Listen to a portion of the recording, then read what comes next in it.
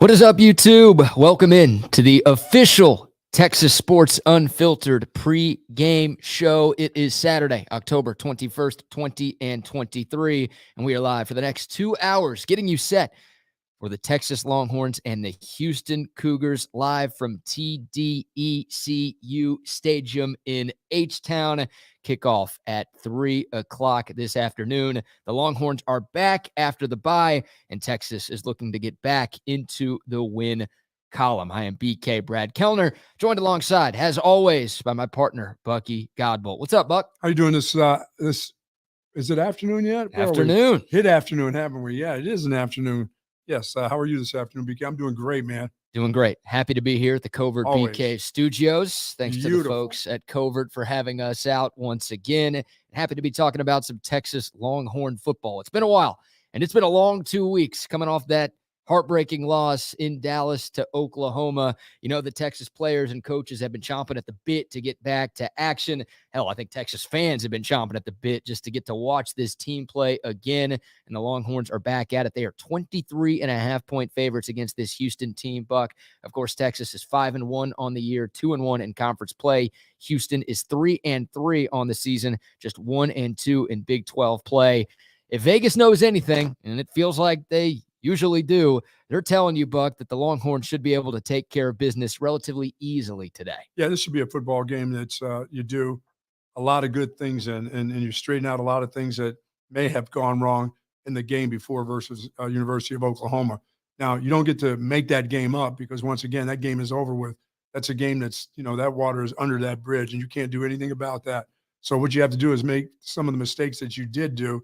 You got to fix those, and you've had 2 weeks to fix those. And I expect for the Longhorns to come out and play a really, really nice, smooth, I don't want to say perfect game. They're not going to play a perfect game. That just doesn't happen. But I think they should play a smooth game, a ball control game that they win in every phase, BK. Yeah, hopefully it's a cleaner game for Texas. Oh, yeah, for right? sure. A lot of self-inflicted wounds against Oklahoma, the 3 turnovers, the 9 penalties. Just mistake after mistake after mistake. Of course, the red zone offense is something like every Texas fan has been talking about over the last couple of weeks. Definitely some areas that Steve Sarkisian and his coaching staff could focus on during the open week to get things cleared up. And for me, Buck, there's really no better opponent for Texas to get things back on track. I mean, the Big 12 as a whole is not very good, right? Every show on Texas Sports Unfiltered has talked about that. This is a down year for the conference. And, outside of Texas and Oklahoma, we're not sure if anybody's even good, let alone great in this league. But I do think Houston is one of the worst teams in this conference this year. And when you look at the second half of the season, which of course starts today for the Longhorns, I think Houston is probably the weakest team that Texas has left to play. This to me feels like the ideal situation. I know it's a road game, but hell, more than half the crowd is going to be wearing burnt orange today down there. So this feels like the perfect get right type of game for Texas. Absolutely. This is a get well. You're bigger, you're faster, you're stronger than this team that you're going to play today. And the only one to stop you today will be you. That's it.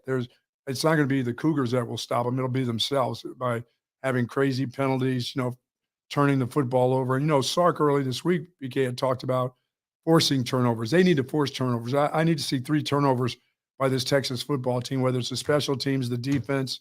They've got to create turnovers, not just pressures, but make the other guys turn the football over. Our guy Brock is here with us as well, our on-site engineer at the Covert BK Studios. Brock, we're going to hit you with some audio here, my friend. We'll start with cut 8. We're always out of order here on Texas Sports Unfiltered, but this has to do with what you said, right? Sark did talk about the defense needing to force more turnovers. Here's Sark earlier this week where the Longhorns need to improve on defense. I think defensively, we've played really good football on the defensive side of the ball.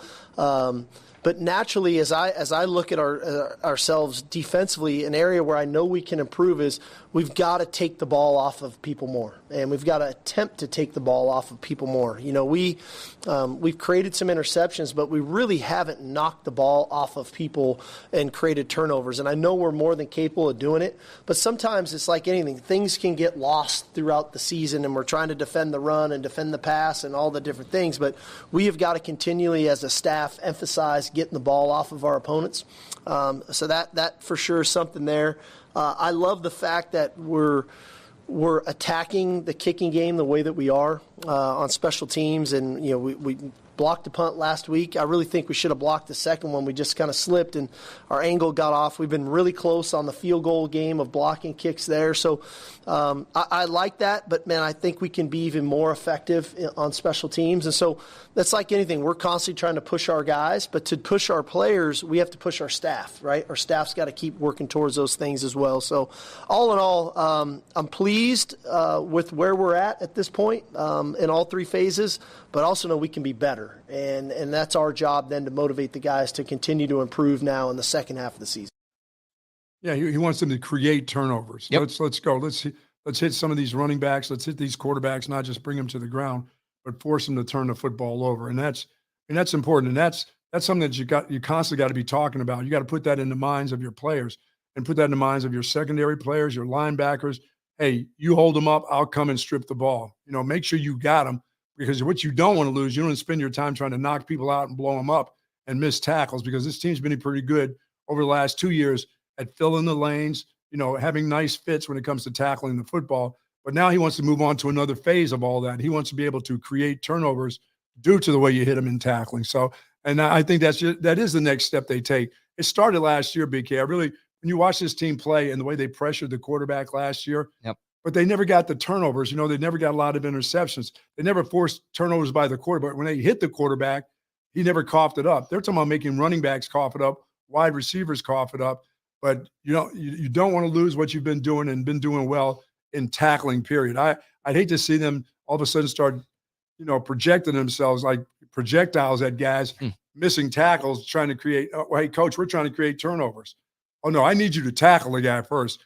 Well, the turnovers will come later, but I think it's time for them to make that next step. No projectile vomiting on the field today? No. Yeah. No, make sure you have that guy tackled first, and then let the second guy create the turnover. And I think that's what coach is looking for, maybe a little bit harder hits. I mean, this team hit pretty hard last year. I haven't seen those big kind of hits. I've seen really good tackling, but I've not seen the hits that jar the ball loose yet. Yeah. The last time Texas forced multiple turnovers in a game was way back in week 2 against Alabama. Mm-hmm. They forced 3 against Rice in the season opener. They forced 2 Jalen Milroe interceptions in that huge win in Tuscaloosa.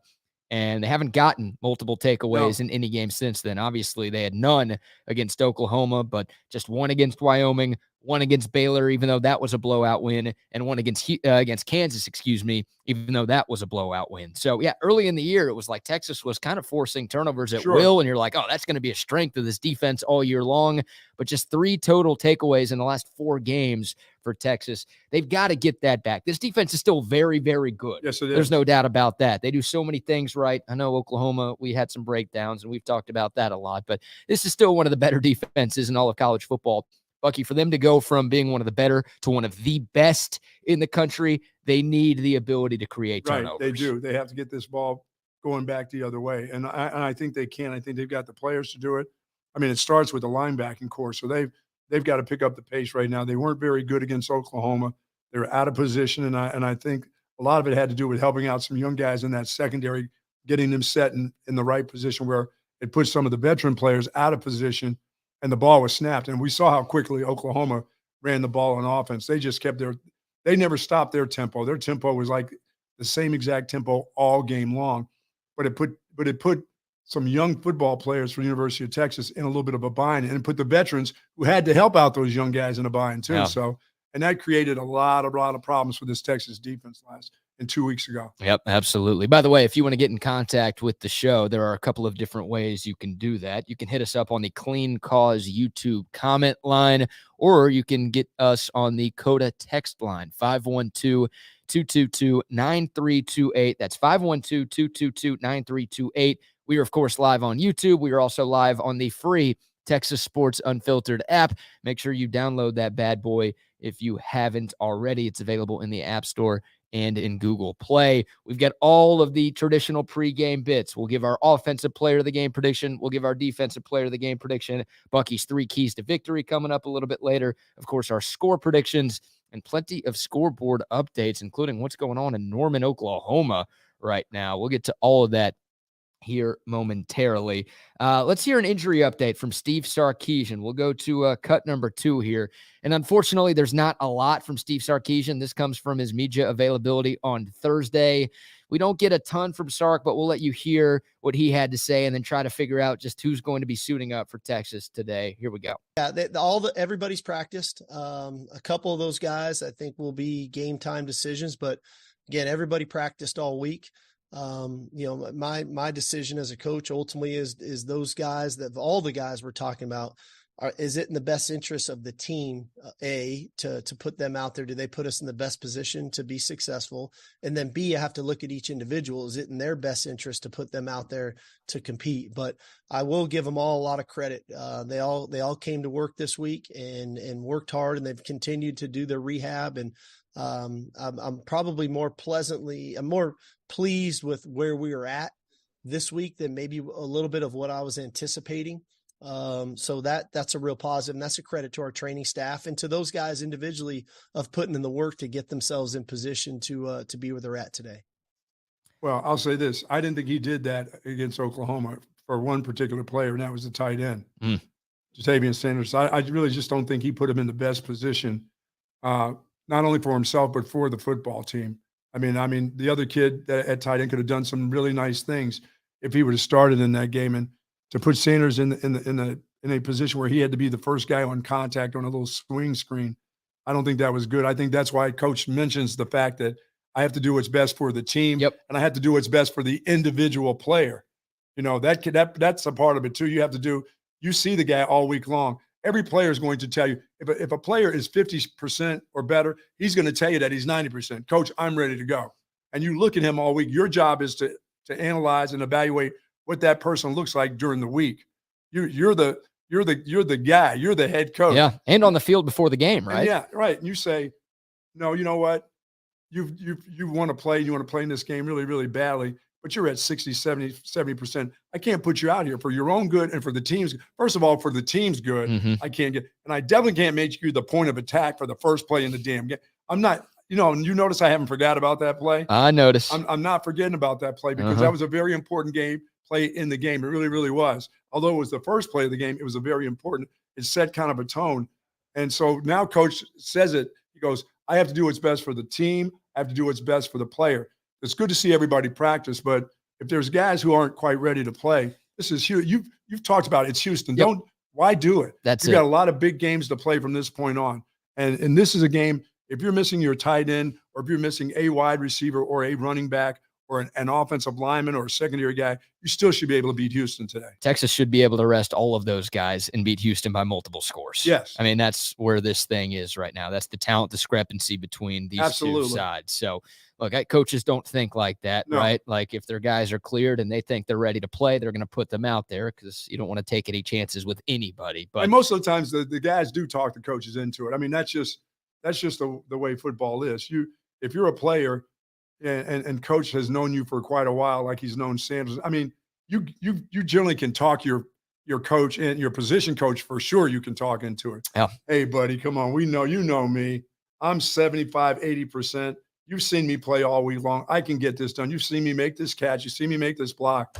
And then deep in your mind, you're going, yeah, but I saw the way you hesitated a little bit. But no, the player generally can talk a coach into it. Sure. I'm not talking about a guy who's 30%. I'm talking about a guy who's 70%, can make himself seem like he's 90%. And you as a coach, you know better. Yep. You watch him all week long. Yeah, absolutely. So, yeah, I mean, Ja'Tavion Sanders against Oklahoma was more of a liability than an asset for Texas. Yes, he was. Somebody else at tight end could have played. Yeah. Gunnar Helm could have done a better job if he would have just started the game and just played throughout, probably. I think so too. So, yeah, I mean, if it's a spot where a guy's not 100% or even that close to 100%, Texas has depth. We've talked about that all year long. This is the deepest Texas team that we've seen in close to 2 decades. Utilize that depth. Don't hurt your team. No, exactly. Like, you've got bigger fish to fry later on the schedule.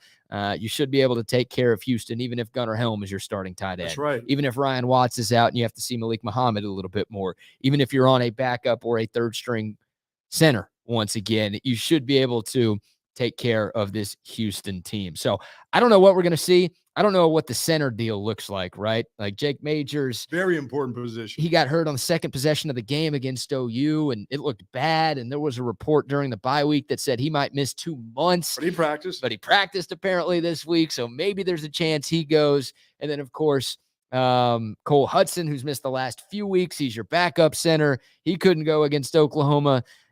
Sark earlier this week said Cole was a little bit further away than some of the other guys, so I don't know if that means Cole is unavailable, but he did some practicing over the course of the last few days. So I don't know if it's Majors. I don't know if it's Cole Hudson. I don't know if it's back to Connor Robertson, the redshirt freshman who played most of the game at the Cotton Bowl.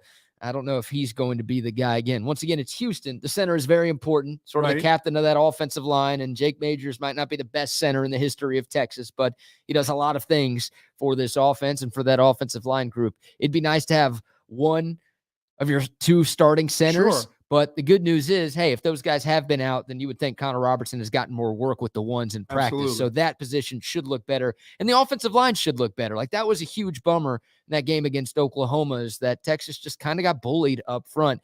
The offensive line, this should be a confidence game. Houston's defense is bad. We'll get to some of the numbers here in a second, but this should be a confidence builder for a lot of guys on that Texas side. It really should be one for the offensive line to get things back on track. Well, the best thing to get the offensive line on track is to run the football, and they've got the best runner right now in college football. So get him the ball, get yourself feeling good, get those big chunk yards early in the game, not third, fourth quarter. I mean, you can still be getting chunk yards in third and fourth quarter, but to get them early, to come out with some physicality against this Houston group. They're not very big, but I think you get after them early in the run game, set up your play action pass and do the things that you want to do.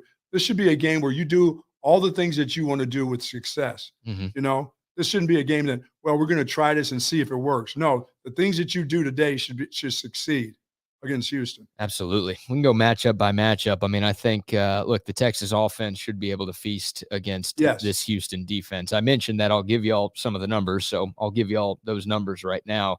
I mean, it's ugly for Houston's defense. If you've watched that team play this year, you know that. I think the first and maybe the only game a lot of Texas fans, and maybe college football fans in general, watched of Houston was the game last Thursday against West Virginia, right? The miracle Hail Mary finish where Houston got the win in their first ever Big 12 win as a Big 12 school.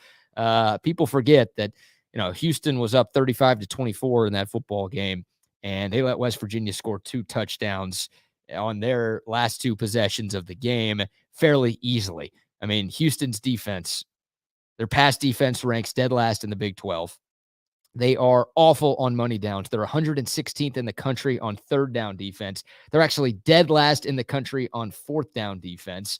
Their rush defense is 88th in all of college football. Their red zone defense is 74th in all of college football. They're 110th in first half scoring defense. Like, you can go on and on. I mean, the stats really tell the entire story with this Houston defense. They don't do anything right on that side of the football. The 3 conference games that they've played, they've given up 36, 49, make sure I got the number right, and 39. So, and that was to TCU, Texas Tech, and West Virginia, right? Teams that aren't nearly as good or talented as Texas. So this Houston defense, any way you want to slice it up, they can be sliced up a lot. It feels like Texas should be able to have its way with that group, and it would be concerning, Buck, if they don't. Well, I mean, I think the first one you said was the rushing defense, almost in the 90s. I'm going to punish them with the run early in the football game, and I am going to soften this defense up. They're already soft. I'm going to make them even softer. I'm going to put them up there in the 120s today with my rush game, and then I'll worry about my pass game as the game goes on. But I'm going to keep coming at them. I'm not going to get cute with them. I'm just going to play hard-nosed football with this football team, just like teams do against Texas. They want to find out if Texas is ready in the run stopping game. Will they stop the run? And we've seen the Longhorns kind of have some failures early in the first couple of series with teams that decide, okay, let's see if they're ready for the run game. Now, once again, Texas finds ways to reel them in because they're one of the best defenses in the country. Mm-hmm. But those first couple of series, they look a little soft against the run. So I'm going to be on the offensive this time as a Texas football team, and I'm going to punish a Houston team that's almost ranked 90th in the country against the rush. I'm going to go after them. If that's their weakness, I'm going to make them pay early. I'm not going to wait to see, will it work in the third and fourth quarter? No, I'm going to make it work in the first quarter. Don't you live for matchups like these? Yes. Strength on weakness. Yes, you do. This is called a stat game. Yes. Yeah. I mean, the strength of the Texas offense right now is Jonathan Brooks. Right, correct. He's one of, if not the best running back in college football right now. He's gone over the century mark in the last 4 games. He leads all Power 5 rushers in terms of yards per game. The guy's a freaking beast. He might be the Doak Walker favorite at the midway point of the season. That's a strength for Texas right now. I think this offensive line is better blocking for the run than it is blocking for the pass right now, too. And look, everything on Houston's defense is a weakness. I mean, I mentioned their secondary is dead last in the Big 12, so it's not like their pass defense is great, but their run defense has not been very good this season. So for me, I go back to the Kansas game, Buck. Yes. Texas ran it 51 times for more than 330 yards against the Jayhawks a couple of weeks ago. The head coach has these ideas of let's go quick screen. Let's get our quarterback going early. But once again, your best player is Jonathan Brooks. And I love when you say that, BK, because I think of him as your best offensive player. But he's your best weapon on your football team right now. Yeah. So why are you going to other weapons to start the game? Why don't you get your best weapon going? Because your best weapon can be there in the first quarter and the fourth quarter. Because and ultimately that kid's going to have a long run in this football game. If he's not hurt, he's going to have one of those runs over 20 yards against Houston. That's just going to happen. I think so. I think he might have a few of those today. Yeah. So why wait around and find out if your best weapon? Let's use them late. No, why not use them early and punish the team with them? Yeah, go after their weakness. You're absolutely right. Go after what you said their defense is their weakness, just period. Mm-hmm. So go after their weakness with what you have that's your best, and that's your run game. Absolutely. Ruse Goofy growing with the comment on the Clean Cause YouTube comment line. Texas should be able to do whatever they want. This is a Casey Studdard type game. I'll never forget Casey Studdard telling me about how, in 2005, the Texas offensive line could tell the defense exactly what they were doing, and the defense still couldn't stop them. Like, that was how much confidence Texas had in their group, and they should have been that confident. They were undefeated. They won the Natty that year. That should almost be the case today. Like, this should be one of those games where DJ Campbell or Kelvin Banks or anybody on the Texas offensive line is like, hey, man, we're running it to the left here. We're coming right at you. And then it shouldn't matter. Like, Houston could be like, oh, okay, shoot, let's adjust our defense. Let's call it audible. It shouldn't matter. Like, that's the type of game that this should be for Texas. I'm thinking 150 plus for Jonathan Brooks today. Now, I think the one thing that maybe keeps him under that 150 mark is other guys playing. Yeah, like Texas just is taking care of business to the point where, okay, maybe Jonathan Brooks only needs to play a half of football or, a half and a half of a quarter worth of football. But hell, even then, like, this is a game for CJ Baxter to get some real live playing time. Yeah. Not 2 weeks ago against Oklahoma in the third and fourth quarter when there was a very tight ball game. I was like a little nervous to see that young guy in there. That's just taking carries away from a guy who's your main weapon. So as you say, if Jonathan Brooks goes for 150 and CJ, I'm not looking for him to get 200. I don't care. I mean, you're winning the game. Stay healthy. You got big games to play. Let the young guy get in there and have some snaps now. I'm going to make a prediction for today. Okay. I think both Jonathan Brooks and CJ Baxter go over the century mark. I think Texas has two 100-plus yard runners. That should happen. Yeah, I would think. I mean, look, if Texas is able to run like I clearly think that they will, then yes. And I think CJ Baxter is going to get some run. We know Steve Sarkisian loves him, some CJ Baxter. Hell, that guy was getting snaps when he wasn't healthy, right? Remember, Baxter got banged up in what felt like the first 4 games of the season. Well, you would think he's as healthy as he's been since week 1. As he should be by now. Yeah, because of the bye week, right? So I think he's going to get some run today. I think Jonathan Brooks has obviously earned the starting spot, and he should get the vast majority of the carries. But I've got enough faith in those two guys together, and I've got so little faith in the Houston defense that I think, both of those dudes go for triple digits today. I like that call. That's a great call. Thank you. I appreciate that. Great call. Every once in a while, I do something right. I guess we'll see if it's right. I can't be giving myself credit for that prediction because the game hadn't even happened yet. What about Quinn Ewers? I mean, you could argue, Buck, like we just laid out how the Texas Rush O should be able to impose its will against the Houston Rush D, but maybe the weakness of the Houston defense is its secondary. They're starting freshmen. They're starting transfers. It's a mess. They rank last in the Big 12 in terms of pass defense. I think they're in the bottom 15 or 20 in the country in that statistical category. They don't get off the field on 3rd and 4th down in large part because they just can't cover anybody. This should be a great Quinn Ewers day too. Now, I don't think he needs to throw it 35 to 40 times or anything like that, but he should look good, and he sure as hell shouldn't be turning it over 3 times. Yeah, everybody earns bouquets today. Everybody gets flowers today. I mean, that just should be the way it is. I might as well jump to it because I'm going to take Quinn Ewers as my offensive player of the game. Yeah. He needs to get well. He had three turnovers 2 weeks ago. Those hurt. Those stick in your claw. Those things have been around for him for the last 2 weeks. You can go to practice, try to shake them off, but if you actually are out there against competition, you still have a memory of last time you were going against competition at the Cotton Bowl. You turned the ball over 3 times. What better way? If we're talking about the running game getting better, what better way for your offense to get better? I mean, whether it's red zone, it's individual players need to have big games. We saw Jordan Whittington have the best game of his, maybe almost of his career 2 weeks ago in a loss. Yeah. In a loss. So he should still get better again today. They all should get better. I mean, everybody gets well. Everybody gets flowers. You know what I mean? Everybody gets candy, cotton candy today for everybody. I mean, it just should be that way. As the kids say, everybody eats. Everybody should eat today. It's the perfect game for them. Yeah, I think so too. Unless something has happened since I watched Houston play West Virginia, unless some miraculous thing has happened to the players, nothing should turn this football team back. It's not going to, as I said, it's not going to be a perfect game because you haven't played in 2 weeks. So somebody's going to jump the gun. Sure. Somebody's going to jump offside. Somebody's going to have those goofy 5-yard penalties. You may have 12 in the huddle. I mean, the things like that. But these are things that you can overcome against a team like this. I agree. Now, you shouldn't have to, right? You shouldn't have 9 penalties like you did against Oklahoma. You shouldn't have those 3 turnovers like you did against the Sooners. But, yeah, you should be able to overcome. The talent gap between Texas and Oklahoma, minimal, if it even exists. Yeah, it's true. But the talent gap between Texas and Houston is significant enough to where, yeah, even if Texas does make a couple of mistakes, of course, we don't want to see that. They should be fine. Well, you made that statement 2 weeks ago where you said, hey, listen, what Texas fans need to understand is Oklahoma, they weren't sending a bunch of scrubs out there. They had 5 stars. They had a bunch of them on their football team. They were really good athletes out there. There was some individual play that we really didn't get to see from a bunch of Oklahoma players that we did see in that particular game, like the strength of that team. That team was way more physical than Texas expects them to be. There's no doubt about it.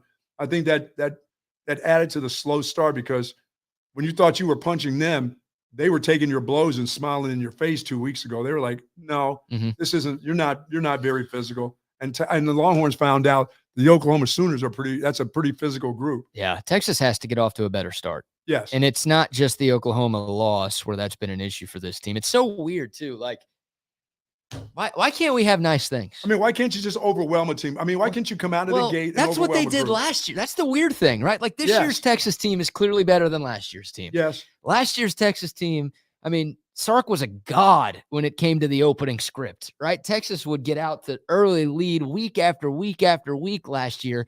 The issue was why they lost 5 games. They couldn't hold it, right? Like they made bad decisions and play calling got bad in the second half. Yeah, bad coaching decisions, and the players just wouldn't make those winning plays that they needed to make, and Texas would crumble in the 3rd and 4th quarters of these games. Well, this year, Texas has been a great second half team. Fortunately, the last drive against Oklahoma last week notwithstanding, but like they've figured out what they need to do in the second half to make those winning plays to be victorious more often than not. But now the opening script isn't as good as it once was. Like they've had a couple of games this year where they've gotten off to good starts, but hell, remember Rice, that first half, Wyoming, those first 3 quarters, Kansas, you look at the score and it's like, oh, what are you talking about, BK? Well, if you watch that game, that was a 1-score game at halftime, even though Texas had like 350 yards of offense at recess. Like they've got to find a way to combine both. I agree. Right? Like that's when you become a playoff team. If you have the great starts, but also play well in the second. That's exactly what I was going to say. If you're a champion, you come out of the locker room and you just start dominating. You're not waiting for the third, we're going to wait till our 3rd series, and then you're going to see the real Texas offense. No. When you're a championship team, you come out of the locker room, and your first run is a hard-nosed 4 yards. But the team on the other side understands, this group is ready to play. There's been numerous times when this team doesn't look like it's ready to go. And they're waiting for somebody on the team to make it. You make the play. I'm waiting for you to make the play for me. Hey, Quinn, I'm waiting for you to throw the pass that gets us going. No, everybody needs to get going themselves. They need to get themselves going.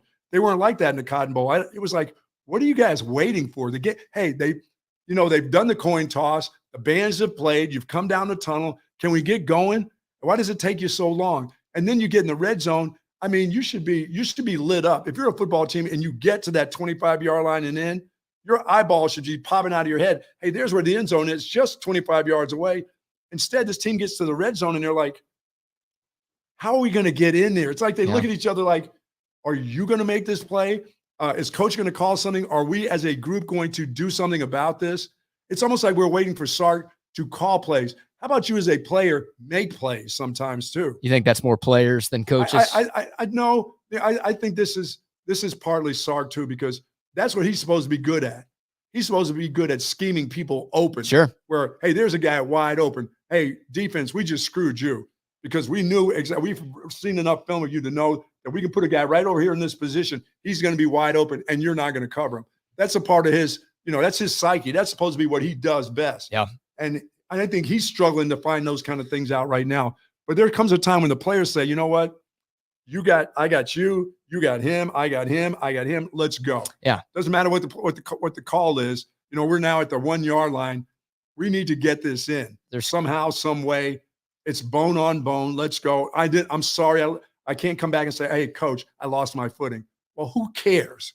That's not what the coach wants to hear. Yeah. Get your footing under you and get that guy out of the way so we can score a touchdown. Yep, I agree. That's well said, my friend. Very well said. All right, you gave your offensive player of the game, brought to you by Verde's Mexican Parrilla. Love Verde's. I've got to give my offensive player of the game. Who you got this? Go ahead and say Jonathan Brooks for the 50th time. I'm not going to do it. You're not going to do it? No, I'll be different today. Okay. Dare to be different.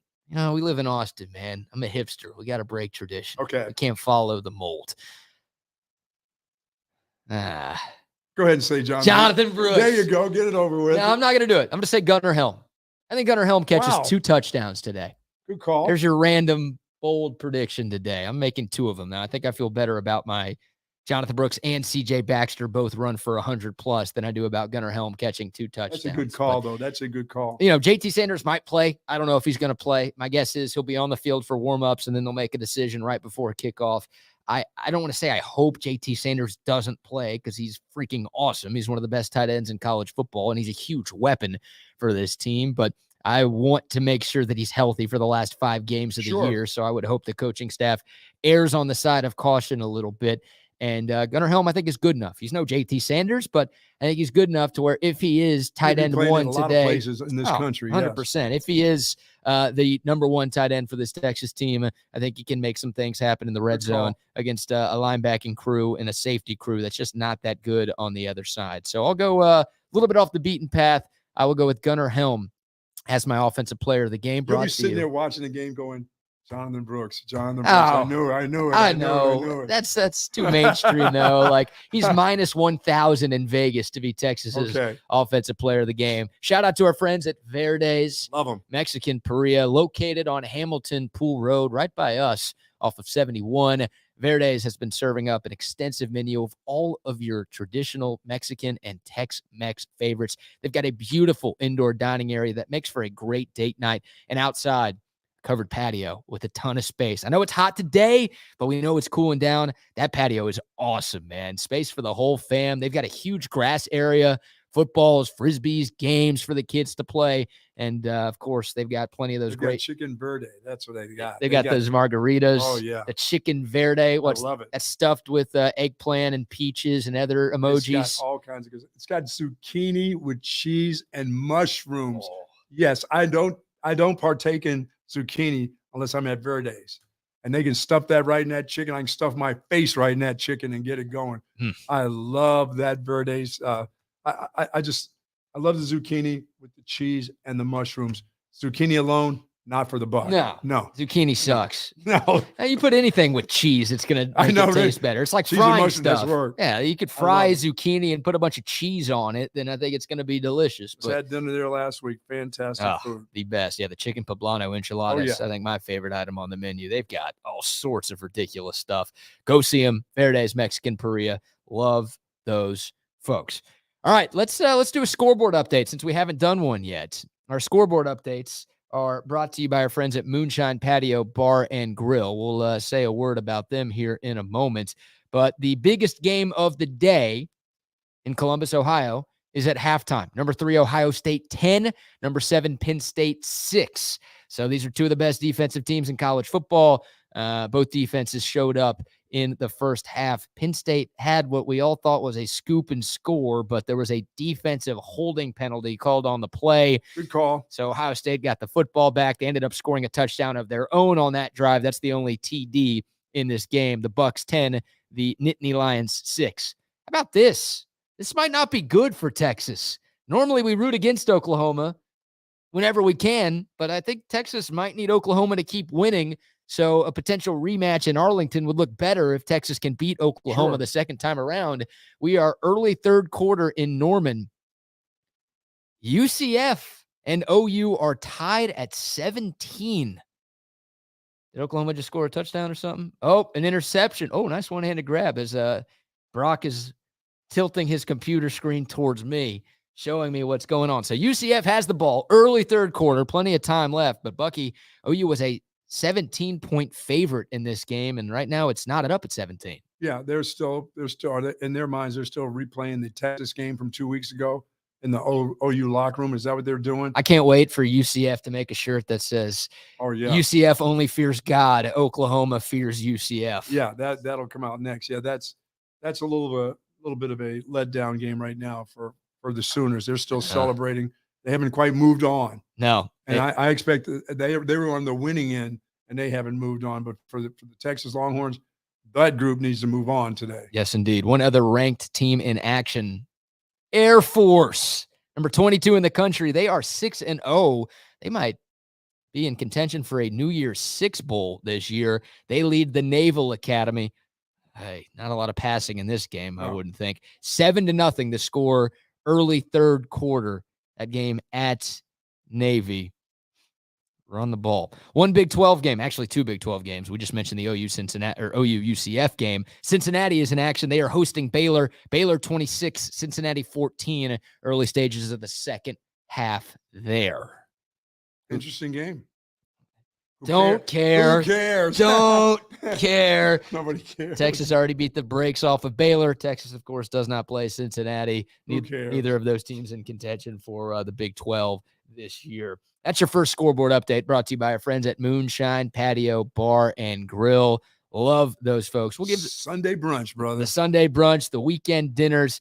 They've been around for 20 years now in the Austin area. They want to thank all of you people for your support over the last 2 decades. I don't think they wanted me to say you people. They didn't put that in the script. But I'm saying that. They do want to thank you. And yeah, fantastic dinner. If you've got family in town for F1 and you're looking for a great spot to eat tonight or a great weekend brunch, as the Buck mentioned, go to Moonshine Patio Bar and Grill. 2 locations, the one downtown and, of course, the one in Avery Ranch. Go to their website, moonshinegrill.com, for more info. The vibes there are immaculate. The food there is sensational. The drinks, they've got everything you could want in a great dining spot. Yes, they do. Thanks to our friends at Moonshine Patio Bar and Grill. Okay, back to this Texas game a little bit. Let's go to the defense. We've been spending a lot of time talking about the Longhorn offense.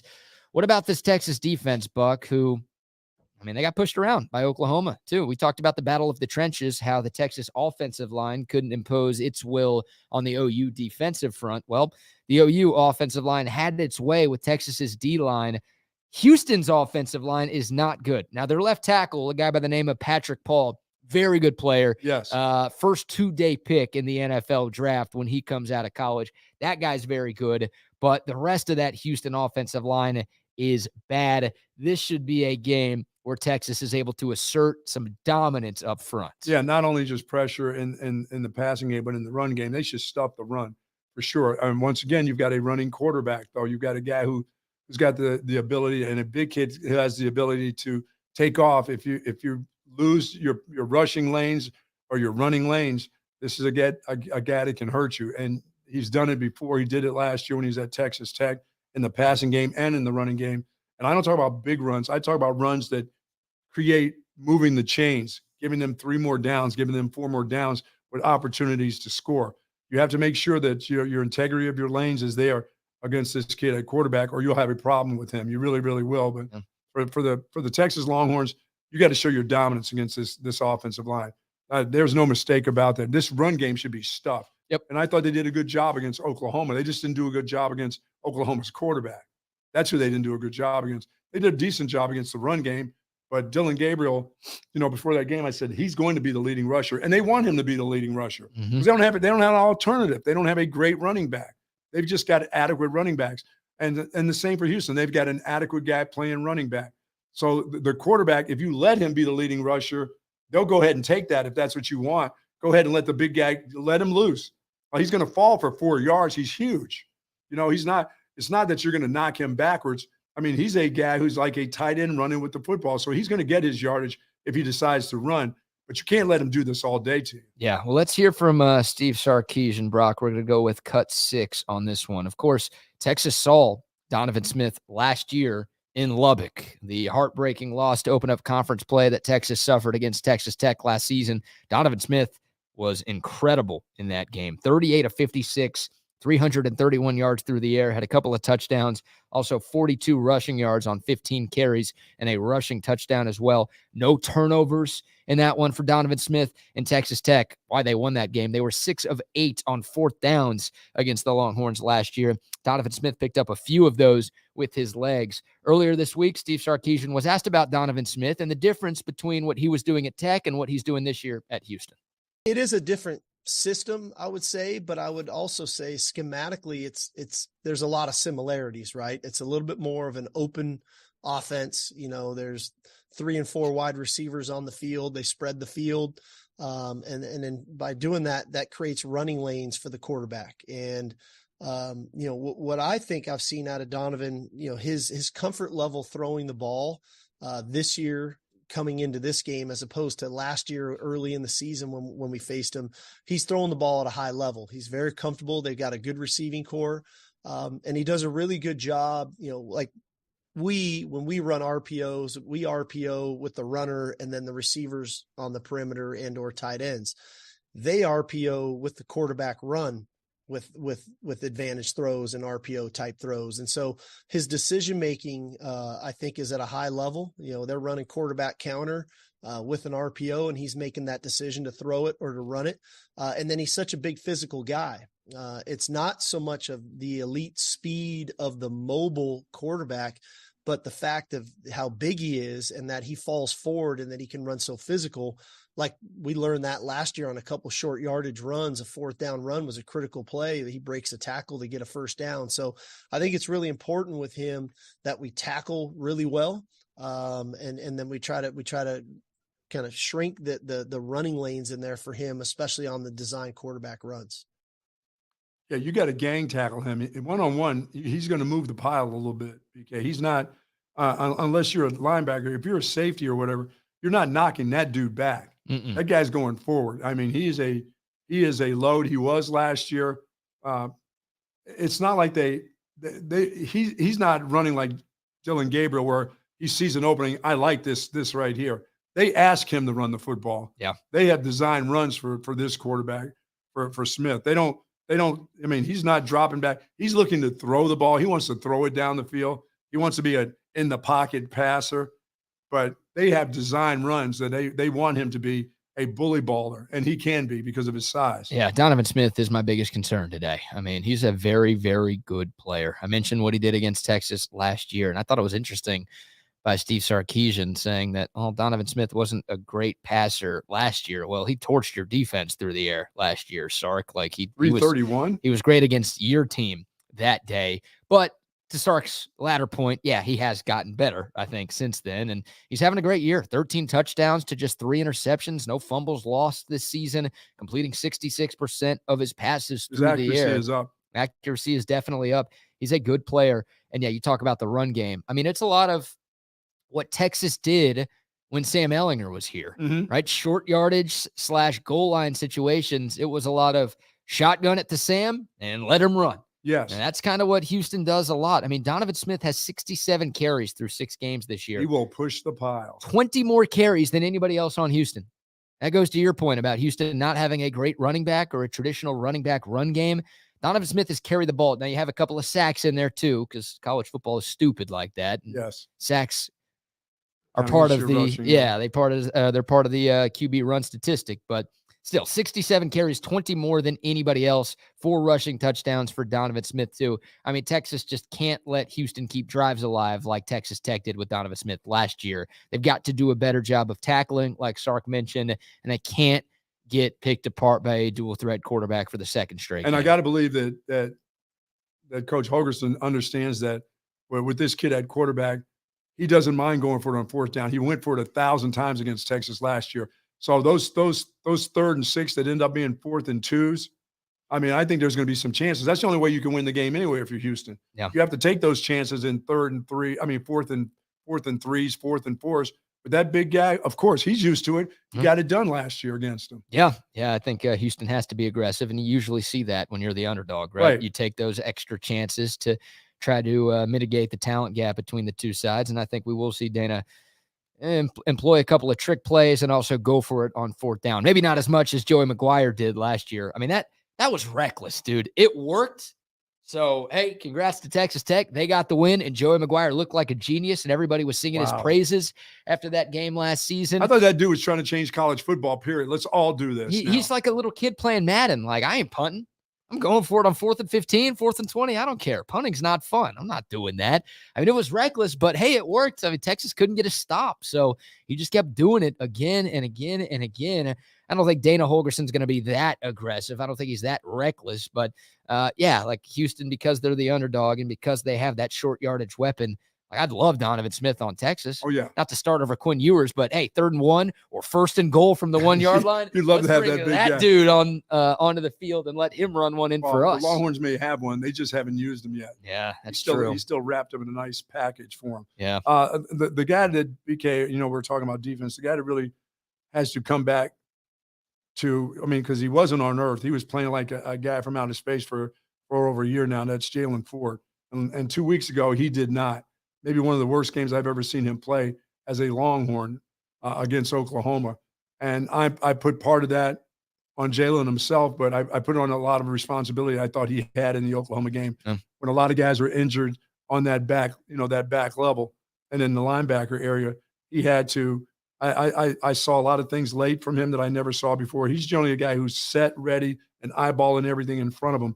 2 weeks ago, he had his back turned, talking to guys in the secondary, trying to gather young guys and tell them where to line up, how to do this. Ball is snapped on Oklahoma, and he wasn't in position that he always is in.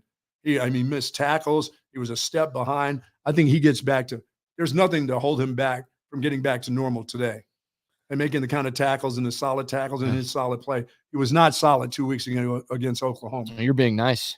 Yeah. He's a kid, so he should be nice. Yeah. I won't be as mean as I could be, but I will say that he sucked against Oklahoma. And I think part of it was because he played every single snap in that game. Like, I get it. You want your best players on the field as often as possible, but come on, you couldn't find a couple of plays? I just don't know if they could have found guys to set the other guys back there. I mean, there just wasn't enough veteran leadership. I know OU was there. Yeah, I know OU was going no huddle, but boy, and they did sub though a few times, which obviously gives you the opportunity to sub if you're a defense. The refs will stop the game and let you change personnel, but I think that was a part of why Jalen Ford struggled so much, is the coaches didn't give him a play off. Like that's ridiculous, man. That's bad coaching right there. Still, Jalen Ford needed to be better. He was bad in coverage too. He's been like one of the better linebackers. Went after him a little bit. Yeah, that was a huge surprise. And then look, Dylan Gabriel's athletic, but he's no Lamar Jackson. No, he generally doesn't shake guys up. And he was shaking Jalen Ford. Like there's some guys on this Texas defense that, okay, if Dylan Gabriel had him one-on-one in space and he was able to make a move to make that guy miss, wouldn't have surprised me that much. But the fact that, Jalen Ford, who was playing at an All-American level before that game, just time after time got crossed up, it felt like AI. It was bad. It was bad for Jalen Ford. So you're right. Like, he's got to get back on track. He's one of the captains, one of the leaders of this team, probably the best player on this team, on this defense, either he or T'Vondre Sweat. They need Jalen Ford to get back to first 5 week of the season, Jalen Ford, and hopefully we see that today.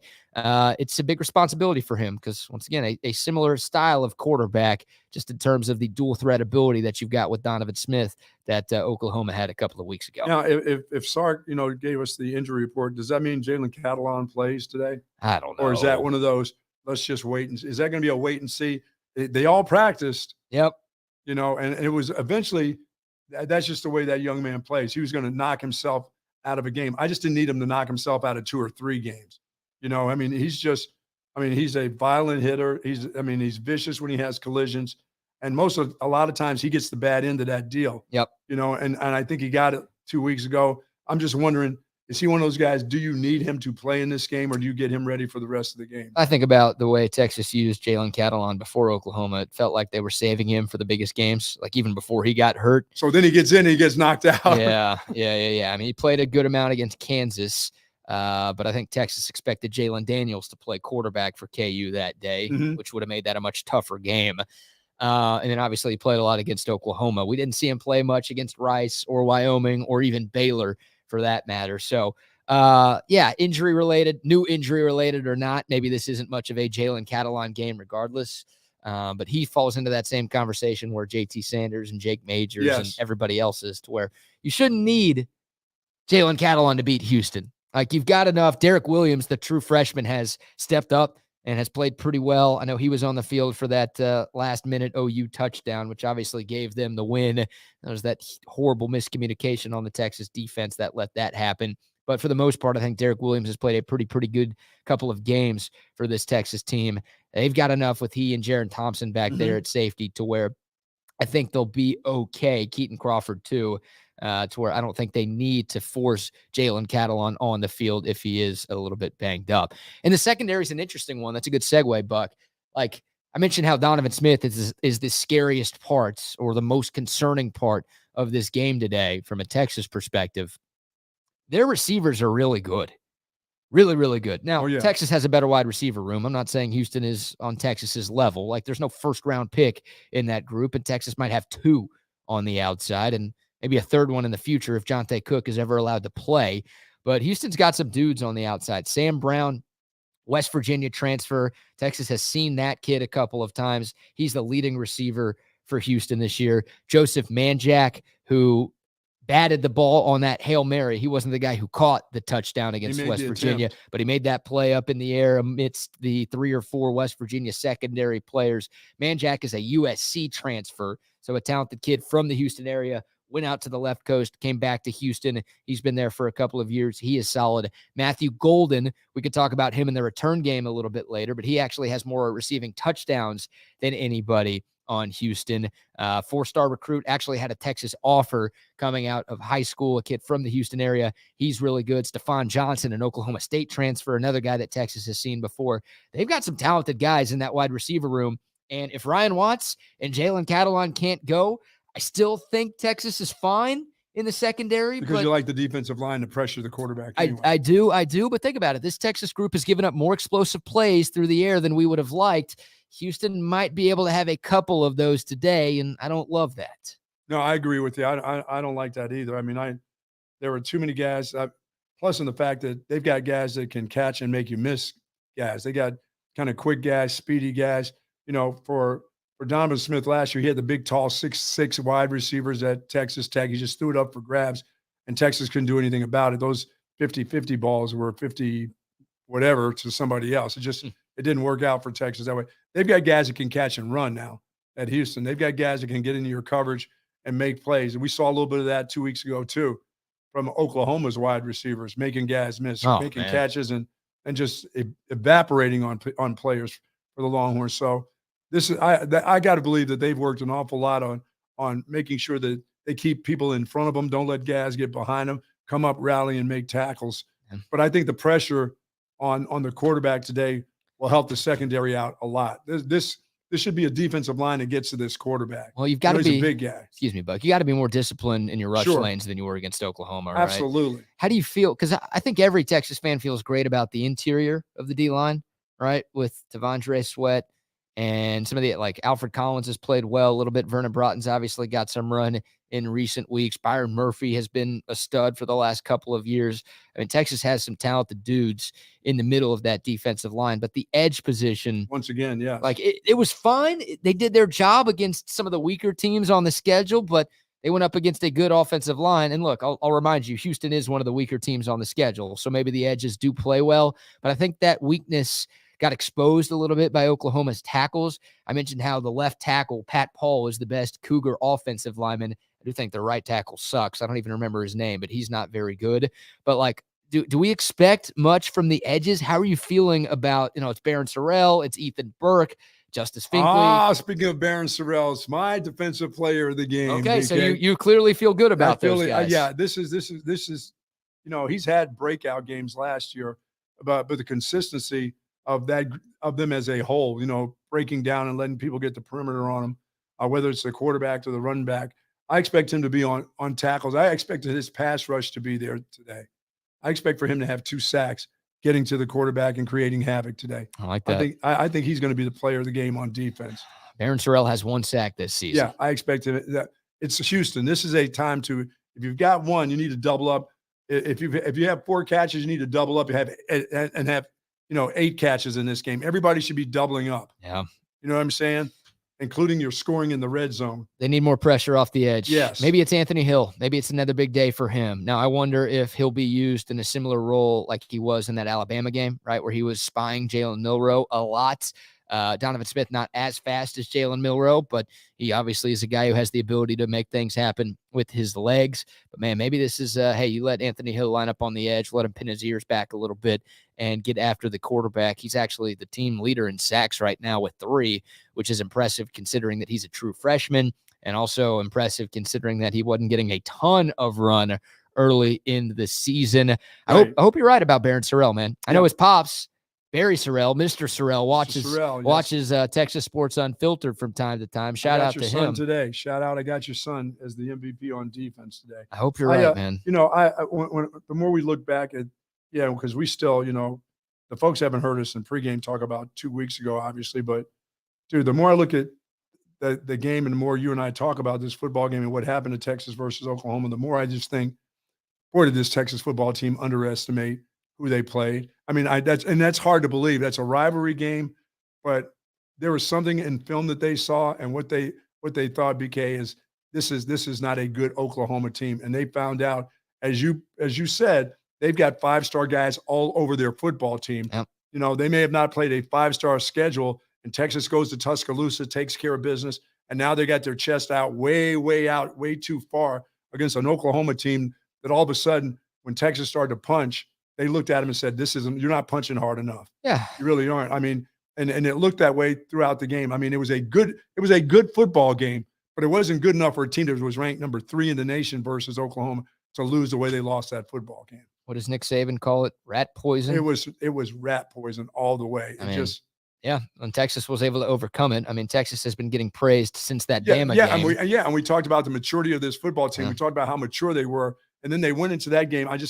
The more I see it, the more we talk about it, the more I just feel like, well, they just underestimated the Oklahoma football team. Well, all of them. I think they can underestimate Houston. Yes. But it's a dangerous game. You're flirting with disaster if you're overestimating teams. Because it may not hurt you in that particular game, but it comes back to get you somewhere down the line. Look, I mean, Texas is going to be favored in all of these games in the latter half of the season, and the players know that. And they're going to hear all season long about how they should beat everybody on their schedule, and they don't have any ranked teams left the rest of the way. And you just got to avoid that stuff and make sure you're focused on playing. And I think you're right. I think there was some of that in that game in Dallas, and it was a lot of, 49-0 conversation too. Sure. Like, here's what you did to this group last year. Yeah. And Oklahoma hadn't played anybody. They suck. You're going to beat them. No problem. And then Texas got punched in the mouth early. And I don't want to say they didn't respond. They took a lead with a minute and a half left, yes, they did. And they were playing catch up, which is not where you want to be. So it shouldn't matter today. It really shouldn't matter today. But when you think big picture for this second half of the season, you've got to make sure the outside noise doesn't influence the way you play. Every coach says, we don't even listen to that shit. Yeah, bullshit. Yeah, you listen to it. You do, but you can't let it affect you. You got to make sure that your work ethic and your preparation every single week is where it was. That's right. For that Alabama game. Like, you got to have that same mindset. It can't affect you in a game like this where you're supposed to maul the team. You can't have a dogfight in the fourth quarter with this team, and you come out of there and you win by a field goal, and everybody says, oh, they won the game. Oh, no. you know exactly how you played in a game if you win by a field goal against this particular team. Yeah, I mean, that's you start to lose the fan base, and obviously if you lose a game, then all of your goals that you had going into the season are out the window. Maybe you would get lucky and get some help from other teams around the conference and still find your way to Arlington, but boy, a second loss in the regular season, just considering how bad this Big 12 is this year, and how good this Texas team is supposed to be and how good we think it is. That'd be a huge, huge bag breaker. Once again, you're there. All your goals are right there, dead smack in front of you. Take care of your business in every single way. And to start it out, they've got to come out and just play very aggressive football. They need to be the aggressor in the football game. Yeah. It's not, punch, counter punch. It's no, we're going to be the ones doing all the punching, and we're punching early. So Chip, Jeff, and I were talking about this yesterday at our Z Tejas show. Shout out to Z Tejas, by the way, for having us out there. The new Kyle location opens officially to the public at 4:00 this afternoon. Nice. We were talking about how, hey, if Texas wins the coin toss, should they take the ball? Like, they almost always defer. But if Texas wins the toss today, should they say, nah, we want the ball? And then that's how you send that message to Houston that you've got no chance today. Texas takes the ball. They march down the field, long touchdown drive, and go up 7-0 early. You take some of that crowd out of the game. Would you consider doing that? That intimidating crowd that they'll hear today? A hostile environment, as Sark called it. Yeah, which is a joke because there will be more Texas fans there. Yeah, I would do that. Why not? If you feel confident as you're supposed to feel against a team like this, as the coach, you should let your team know, no, if we win, we want the ball. Yeah. Give us the ball. Put our offense out there. Let us score. We'll take it. Yeah. I don't know if Sark would do that, but I don't hate that strategy. No. All right. Just send a message to Houston and kind of kill their will very early in this football game. Oh, for sure. And you think about, the hangover. Like, Texas shouldn't have a hangover. Or they let them have it anyway, BK. Then they go on 4th down and go block the punt and just drag them right down with their special teams early too. That's fine. Because I believe they'll get another punt today. They've been way too close.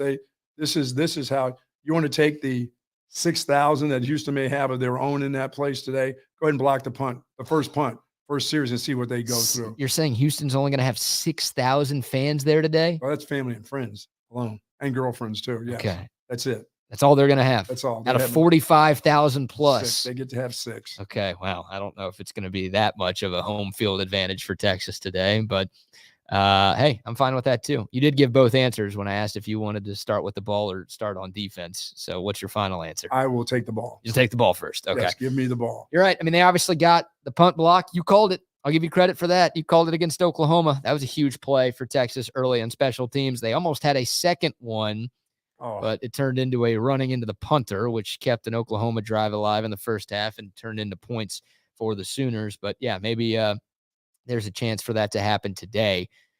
Are you worried? So we can get into let's do another scoreboard update because this has to do with the point that I'm about to make here. I still need to give my defensive player of the game. We got a little sidetracked there, but scoreboard update first. UCF leads Oklahoma 23-17. 3:40 left in quarter number 3, and the Golden Knights just got the ball back. So get to my question here in a second. This is a home game. You said this is in Norman, Oklahoma. It's in Norman. Yep. Baylor 29, Cincinnati 14, midway through the third quarter there. Midway through the third quarter in Columbus, it's still Ohio State 10, Penn State 6. Early fourth quarter at the Naval Academy, Air Force 10, Navy 0. What a thriller that game isn't. And no passing. Wow. Yeah, usually I'm not happy when I'm not able to watch a ton of college football. No disrespect to the service academies. These kids are heroes. I'm not too upset that I'm not able to watch that college football game. So there's your scoreboard update brought to you by Moonshine Patio Bar and Grill. And I ask you about Oklahoma. Like, they won that game against Texas. Yes. And they celebrated like they won the damn national championship. Yes. And it's obvious they're still celebrating. Look, it's fine, I guess, to celebrate like that. And I'm never going to get mad at a kid for cashing in on NIL money. Like, okay, make your money, kid. That's fine. Danny Stutzman, get those tattoos, make those shirts. But it was a very over-the-top celebration by OU after that win. And they've been getting their head coach. They've been getting praised on campus for the last couple of weeks ever since that game went down. And here they are trailing a 3-3 UCF team that is 0-3 in conference play at home right now. Are you at all worried that there's any sort of hangover effect for Texas today? No, I don't think so. I think Texas, I mean, the kids, they're seeing what's going on. They're looking at the scoreboard. I mean, they know it. I mean, they're at the stadium preparing for a game, but they see the college scoreboard just like you just showed. They're watching that stuff too, BK, and they're talking to each other about, we can't let this happen. There is no way. We have to go out and perform. By the way, you are still playing Houston. They've got that in their minds too. I mean, they can have letdowns in spots, but mentally understand the goals that are still ahead of them right now. Mm-hmm. And let OU do what OU has to do, because they're liable to come back and win this football game, in overtime or whatever, or they're liable to lose. But you can only help what you can help, and that's to do your job in a game that you're supposed to win. Yep. You're a 23-point favorite, so you just go play the game that you have to play, and hopefully somebody else will beat Oklahoma along the way, because this right here, this little bad step that they're taking possibly and losing that game, that can go one way. They can then be mad and still end up in the Big 12 championship too by not losing another game. Yeah. And still meeting Texas, or they can go down to twos. They've got a couple ways to go too for themselves. But as you said, they've been getting the pats on the back as the heroes overlap. Texas has not been getting the pats in the back. They've been getting the kicks in the ass and talking about, how did you lose that game? What did you do in the red zone? How do you have 3 turnovers? Why weren't you ready? Why didn't you look like you were ready to play in that football game? Oklahoma had it the other way. Everybody's arm is around them. The quarterback, the linebacker's funny with his T-shirts. The damn head coach is wearing the same T-shirt, saying, joking and having fun, thinking like the season's over with. They're paying for that right now. And now they're in a dogfight. Is it the fourth quarter? Third quarter. In the third quarter, they're in a dogfight against a team they shouldn't be in a dogfight at home. That's not a neutral field. That's at your house. Yep, absolutely. So that's just a part of that's a part of coaching that you had to get out of. I mean, I can't imagine. I don't know any head coach who would put that T-shirt on even as a joke after game. There's not many of them.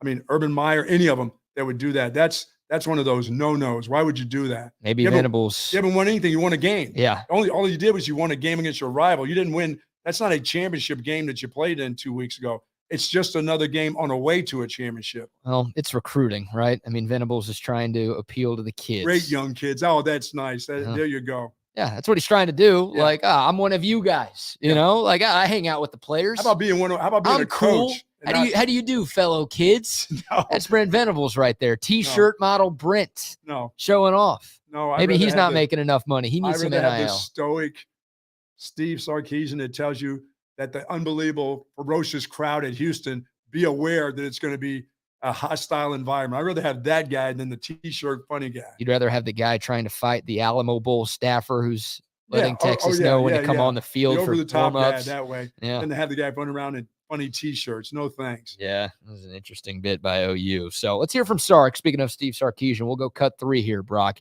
This is something Sark said on Thursday that perfectly falls in line with what you're talking about. And I really loved hearing this from Steve Sarkisian when asked about the mindset that his team has. Sark basically said he thinks his team is pissed off right now.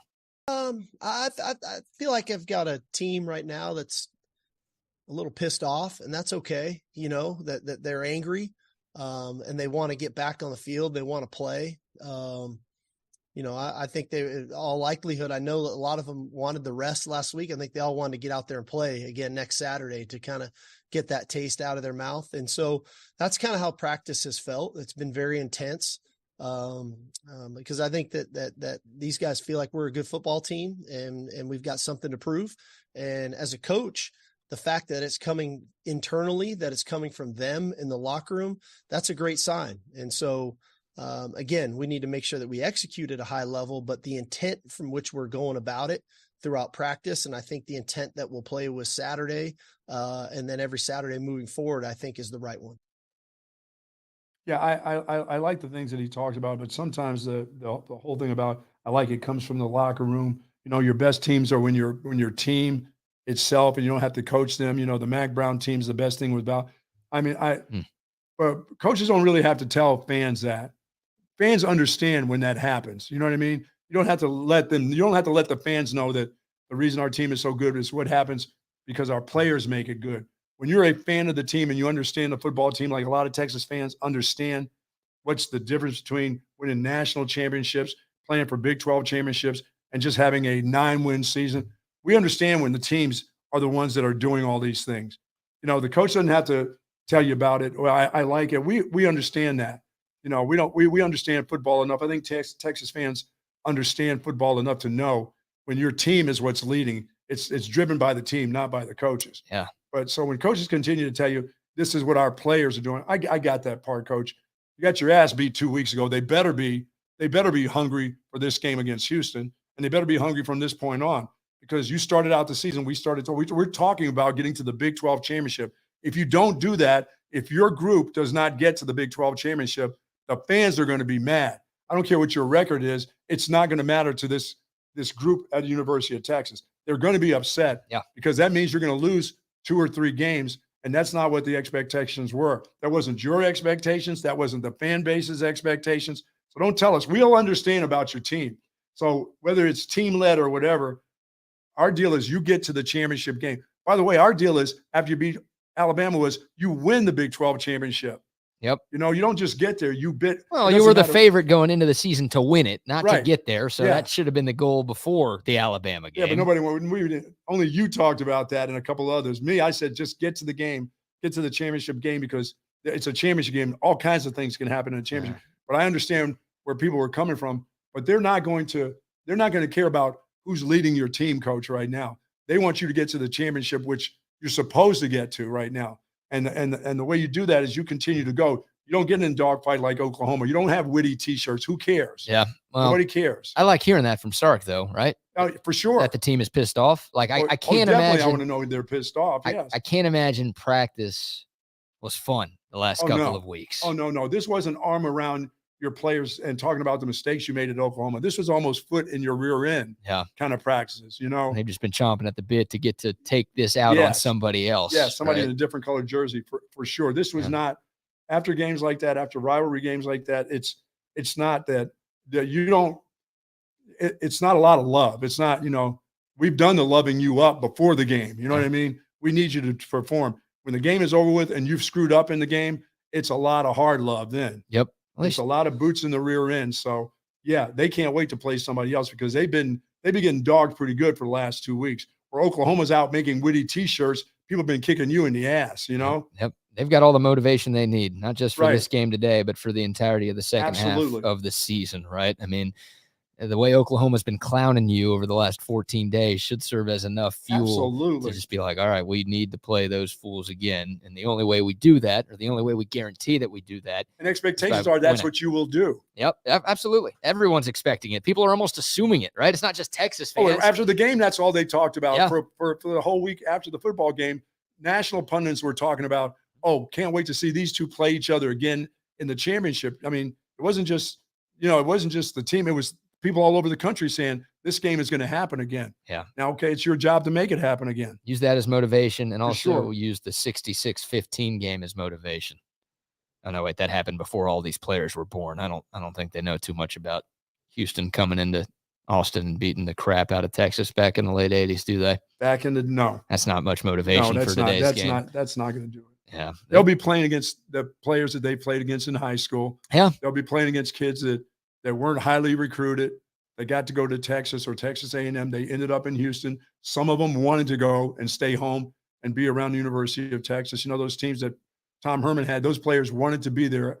You know, Oliver, those guys stayed there. They could have played any place in the nation, but they decided to stay at home. A lot of these kids couldn't get to Texas, couldn't get to Texas A&M, but there's a bunch of them that decided to stay close to Houston, stay close to their families. So this means a lot to them. They're not coming here they're not going to be at home tonight to get punked and bullied by the University of Texas tonight. No. Of course, they're coming out here to win this game too. Absolutely. But Texas obviously should be able to get this one done. All right, you went with Baron Sorrell as your defensive player of the game? Yes, sir. I'm going to go with Malik Muhammad. Go with the true freshman. There you go. I don't think Ryan Watts is going to play again for Texas. I know Muhammad did not have a great final drive against Oklahoma last week, right? I don't know why he was giving 12 yards of cushion to Jaleel Farouk on a couple of those plays. I don't know if that was a PK decision. I don't know if that was a Muhammad decision. Either way, it was annoying. But I like this kid a lot, man. I think he's going to play a lot more, not out of necessity, but I think he's just earned more playing time, and I think he will continue to earn more playing time. So I'll call an interception for Malik Muhammad today, the freshman corner. I think he makes a couple of plays too and really shows Texas fans that they've got something pretty special, and they've got somebody at corner that they can feel good about for the next 3 seasons. So there you go. That's a good call. I'll go with him as my defensive player of the game. And our defensive player of the game prediction is brought to you by our friends at Kenfield Golf Cars. Yeah, man. That's right. If you are looking for a new golf cart, or you're looking to spruce up the golf cart that you already have, look no further than Kenfield Golf Cars. They've been around since 1979. They've got an unparalleled selection of different golf carts available in both new and used, and they want to turn your golf cart ideas into reality. No job too big, no job too small for their great team, whether it's turning your existing cart into your own design or letting them build a golf cart that best fits your needs. I am telling you, nobody does it better than Kenfield Golf Cars. Go to their website, kenfieldgolfcars.com, or give them a call, 512-258-8515. Shout out to Kenfield Golf Cars. There you go. All right. What was I going to get to next? Oh, Texas and Houston. Does this game mean anything to you, Buck? Like this rivalry, if we can even call it that? Like these two teams played every year from 1976 to 1995. And there was some bad blood back in the old Southwest Conference between these two squads. Since 95, they've only played 3 times. And the last of those 3 games happened in 2002. So forget most of these kids not being alive in the late 80s matchups. Most of these kids weren't even alive the last time Texas and Houston played each other in football. You as a coach, I played in the Astrodome. Oh, with this group. What was that like? That was weird. Yeah. Like in a big graveyard. It was like there's just been headstones out there on the field. It was just a weird place. It's a huge place. Oh, it's huge though. It's just massive place. That was when one of my players' friends got onto the field and tapped me on the shoulder and said, "Hey, is he done for the day, or is Sean going to play?" Sean Mitchell was a running back. One of his friends came over the rail, got onto the sideline, tapped me on the shoulder. Sean was out of the game because we were beating him pretty good, and said, "Is that it for Sean? He's not playing anymore." And I what? Who the hell is this? Some guy rushed the field? It was like one of his cousins or something. No he was way. He got on the sideline and asked me, "Is he done for the day?" He just wanted to leave? Yeah, it's like graduation when like you're waiting for your sister's name to be called. No, he just wanted to know that was his cousin going to get to play anymore today. Yeah. I'm like, what are you doing here? Why are you asking me if he's playing or not? Security just missed him? I just missed him. Just a random dude on the sideline standing there. But yeah, what'd you do? What'd you tell him?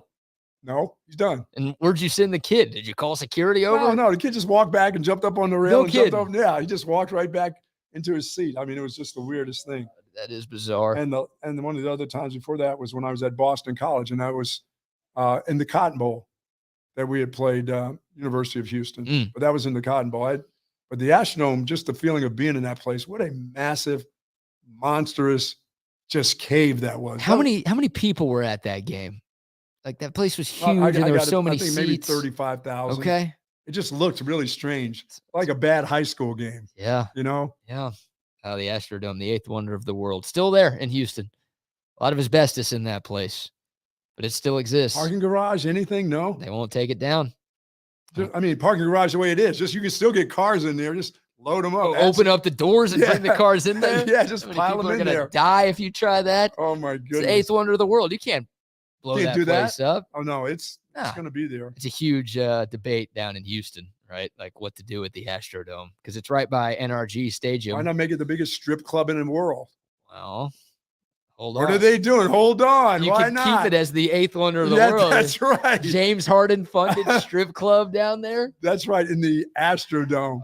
It's already one of the strip club capitals of the world. If you make the Astrodome a big titter, as the kids say, then what a great place. Man, that is stuff of legend right there. The seats are there. I mean, what a massive place. Yeah, you can't tear it down. Like you don't tear down the other 7 wonders of the world, like the pyramids. No, they're not going anywhere. I don't even know what the 7 wonders are. The pyramids are one. I guess not. We don't even try that. Taj Mahal, is that one? We'll do it on Monday. We'll figure that out by Monday. Shoot, I don't know. And start replacing those. I will say for me, like I have no animosity towards Houston at all. At all. I mean, I was 8 the last time these two teams played. And I feel like most people under the age of 40, maybe 35, just like couldn't care less. Obviously, you want to beat them. You want to beat everybody you play. But there are some folks, I'm sure, 40 plus, who still hate Houston for some of these matchups in the late 80s and early 90s. And yeah, the fact that these two teams played every year for like 20 years in a row, like there's got to be some bad blood between these two sides. But I don't know, man, for the younger crowd, like I'm sure Brock feels the same way. It's like, not much. You don't care about Houston, right? Like it's just another game on the schedule. And this is, Chip was telling the story. We won't get too far into the woods on this one, but about why these teams don't play anymore. 2001 was the last time they played in Houston. They played in Austin in 2002, the last matchup between these two. But they had to build a bunch of like extra seats, yes. Temporary seating for Texas. And they sold those seats to Texas. And they were like temporary bleachers that were 60 feet above the ground. They were incredibly unsafe. And apparently the president at the University of Houston, like Tuesday of game week, was like, no, we can't do this. This is not Somebody's safe. going to die here. So the lost odds, Texas fans had all of those tickets. Yes. And they basically they couldn't go to the game anymore. Like that was it. And DeLost Dodds was so pissed, he basically swore that he would never play Houston That's again. right. As long as he was the AD, he wasn't going to play him. And none of the other ADs did that. And the only reason this game is happening is because the Big 12 made the schedule. So this is not like, we might get this game back moving forward, and maybe Texas will play Houston in the non-con once they go to the SEC. Like this might be the last time we see these two teams playing football in 50 years. Yeah, this could be a forever thing. Yeah, yes. Yeah, because like the loss obviously has been gone for a while. Hell, there's been 3 ADs since him, but his message of we don't F with Houston has clearly continued. Yes, and I think it will continue. So Texas has won 7 in a row against the Cougs. They're 16-7-2 all time. If you care about stuff like that, I will say Houston fans don't like Texas. Texas fans might not give a damn about Houston, but Houston fans, they hate Texas. Yes, Houston is very excited about being in the Big 12 in basketball. Oh yeah. Their fans down there are very excited about their basketball team being a part of the Big 12. They're relishing this. I mean, they've always hated Texas, but the Tom Herman thing is what took it over the top. Oh yeah. Right? Like Texas poached their coach. And that happened with Bryles, right? He got poached. It happened with Sumlin. He got poached. But for some reason, like Herman basically said all the right things. Like, I'm staying here. This is where I want to be. Houston's home. And then, of course, Big Daddy Texas comes in with the Brinks truck. There you go. Tom Herman comes by and hey, thanks, Houston. Thanks for that load. Yeah, we wish y'all would have kept them. Yeah, really. Goodness gracious. But yeah, there's some animosity on that side, but not so much on the Texas side of things. So there you go there. All right, back to this game. Texas and Houston. Once again, the Longhorns 23.5-point favorites. We have not spent a ton of time, Buck, talking about the red zone offense. Let's do another cut from Steve Sarkisian here, Brock. We'll go with number 7 on this one. Sark was asked on Monday where Texas needs to improve the most on offense, and, well, the answer was pretty obvious. Our red zone execution is an area where if we want to be the team that we think we're capable of being, we have to take that to another level. And so that evaluation was not just of the players, that was of the coaches, that was of the game plan, that was of the play caller. What are we calling, when, why? What are our players good at? What do they execute at a high level? And what have they shown us throughout training camp and in practice that we should have confidence in them to go do? So that is something that I'm glad we were able to dig into, and areas where I think we can improve. I think defensively. Oh, yeah, I keep forgetting to make that cut. Sorry about that. But it's obvious, like, this red zone offense sucks. That's why they lost to Oklahoma, right? Yes. The 3 turnovers, not great. Guess what? Oklahoma only scored once off of those 3 turnovers. The penalties, not great. That's not what did Texas in. What did Texas in was the fact that they were 1 for 3 in the red zone, and that one was a field goal. They scored 3 total points in 3 offensive trips inside the Oklahoma 20-yard line. And, well, when you lose by 4, it's easy to do the math. If you just kicked field goals on all 3 of those drives, you beat the Sooners. But because of the interception you were through, because of obviously the 1st and goal from the 1 where Texas got stuffed 4 straight times, Texas ends up losing that game by 1 score. And this red zone offense just continues, Buck. It wasn't like that was the first game this year where that's been an issue. Right. Well, as Kirby Smart says, red zone, where the hell is the red zone? He says at Georgia, we want to score from the 25-yard line. It's not like we need to be in the red zone. We can score from 30 out, and we want to score from 30 out. We don't want people saying that, our red zone offense is terrible because when we get close to the red zone, we want to score touchdowns, 30-yard runs, 30-yard passes. We're not like, going to dink and dunk and get another first down. We're going to work our way to like Texas does to the 2-yard line and then get jammed up 4 times. He says, no, we're scoring way before that. Well, Texas has had some explosive plays this year. Well, the running back has scored some in the red zone where he just takes off and goes 25 yards for a touchdown. Yeah. The quarterback has done that twice. Yeah, yours a 29-yarder and a 30-yard rushing touchdown. He's got in there from that. Georgia's got an excuse. I know they're the number 1 team in the country, but they've got a new quarterback. They've got a new offensive coordinator. Yes, they do. And they don't have the experience that Texas has. They don't have a great runner. So, it's okay for them to have some red zone struggles. Now, they're undefeated, so clearly it's not that big of a deal for them. No, they don't have any red zone struggles. Texas, there's no excuse. I touched on this yesterday, man. I mean, there might be 6 or 7 first-round picks on offense for Texas right now. I mean, Ewers is a projected first-rounder. Worthy's a projected first-rounder. I saw a mock draft the other day that had A.D. Mitchell going in the first round, which I don't know if I agree with that, but okay, it's not me. Somebody who does mock drafts for a living. It was late first round, but still, I guess he's in the mix. J.T. Sanders is obviously in the mix. Kelvin Banks at left tackle is in the mix. Maybe DJ Campbell in a couple of years is in the mix. Yes. I don't think Jonathan Brooks will be a first rounder because running backs, unless they're freakish like Bijan. He's the best in this country But he might be the Doak Walker guy right now. All of this talent on this offense, and you're 123rd in the red zone.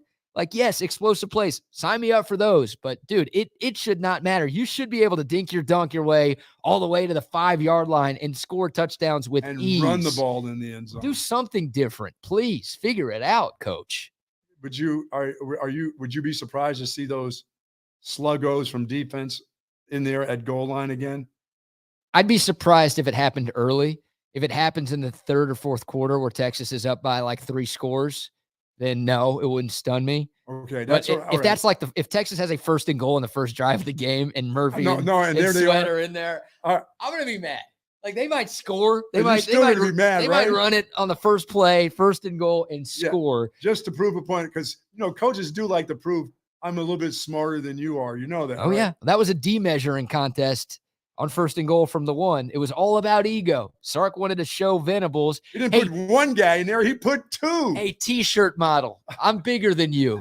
Okay. And next time I'm going to put 4 defenders in the game. Because that's how good this is. They'll just put their big asses and block up everything for my running back, my best running back in the country, who just needs a small gap, but not a big bunch of rear ends looking them in the face and clogging up the hole. How about spreading them all out and letting the kids see these big gaps where, as he gets the ball, he can understand which guy is not in the right gap, and I can slide in there for 2 yards. How about that as an ego thing? Yeah. Spread them all out. Put them all on one side. I agree.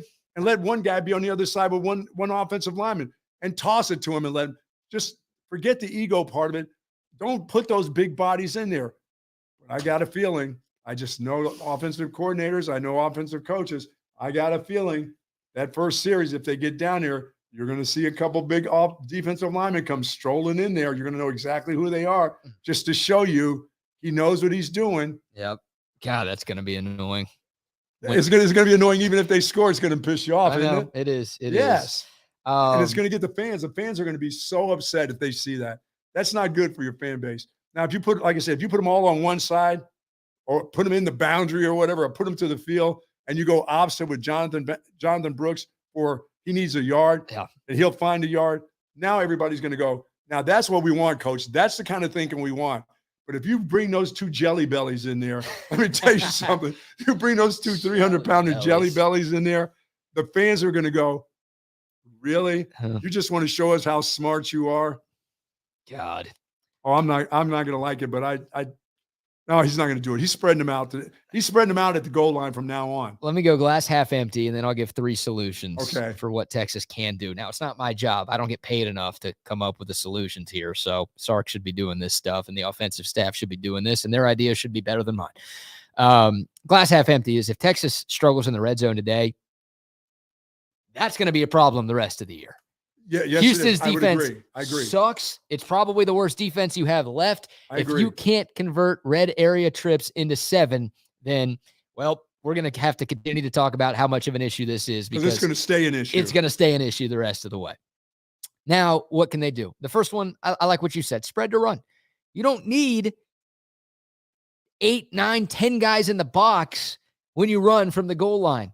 Not with that runner, not with that particular runner. No, and you don't do that the rest of the field, right? In between the 20s, Jonathan Brooks is picking up 6, 7 yards a carry at will.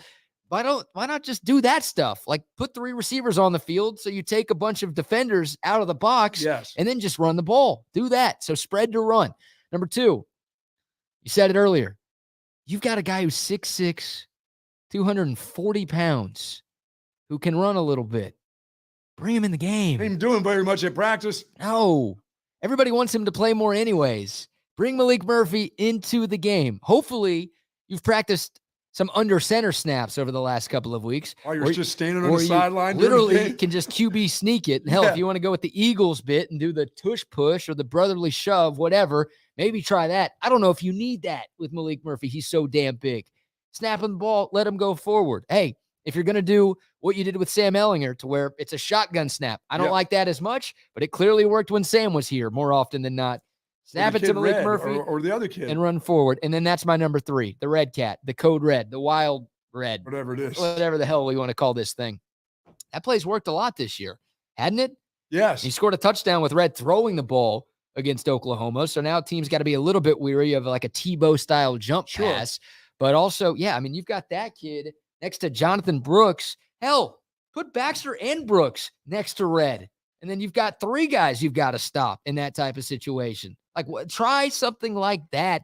Just do something different instead of the same mumbo jumbo garbage that we saw. The jelly belly. The jelly belly, the fat asses. Don't do that. You'll be more politically correct than I am.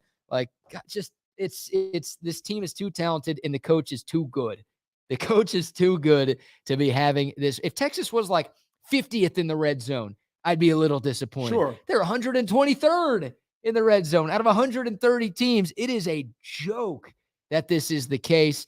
And look, this Big 12 is so bad, maybe Texas can skate by and get to Arlington, even if they continue to struggle there. But if they want to beat OU again, if they want to beat OU for the first time this year, and they want to maybe win a game in the playoff, should they get there, they've got to figure this out. Yeah, like you said, if it's a problem tonight or this afternoon, BK, guess what? It's going to be a problem for the rest of the year against these other teams in the Big 12.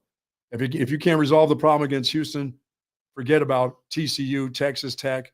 Oh, goodness. That's right. Some of the others that you've got to play. K-State. They're actually physical. BYU, they've got a bunch of 40-year-olds on the team. That's right. Because they've been on their missions for the last 2 decades. It stays a problem. Yeah. Houston's defense, I gave the numbers earlier. They are bad.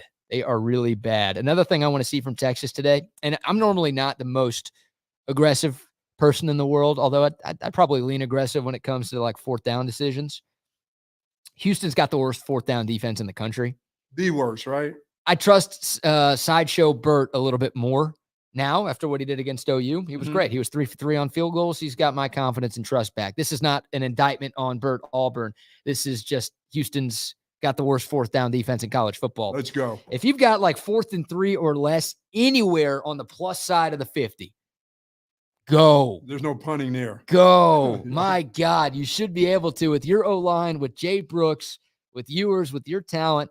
And that defense, you should be able to convert just about every time. Hey, we talked about how Donovan Smith was 6 for 8 on 4th down against Texas last year when he was at Texas Tech. Hopefully Texas doesn't have 8 4th downs. Like you don't want that. You'd like to be better on 1st through 3rd, but you should 3 for 5, 4 for 5, something like that. Absolutely. Like, go for it on those 4th downs if you're on their side of the field.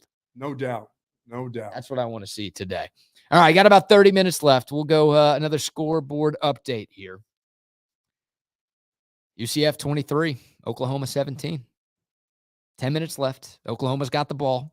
They are driving. They're at the UCF 24-yard line right now.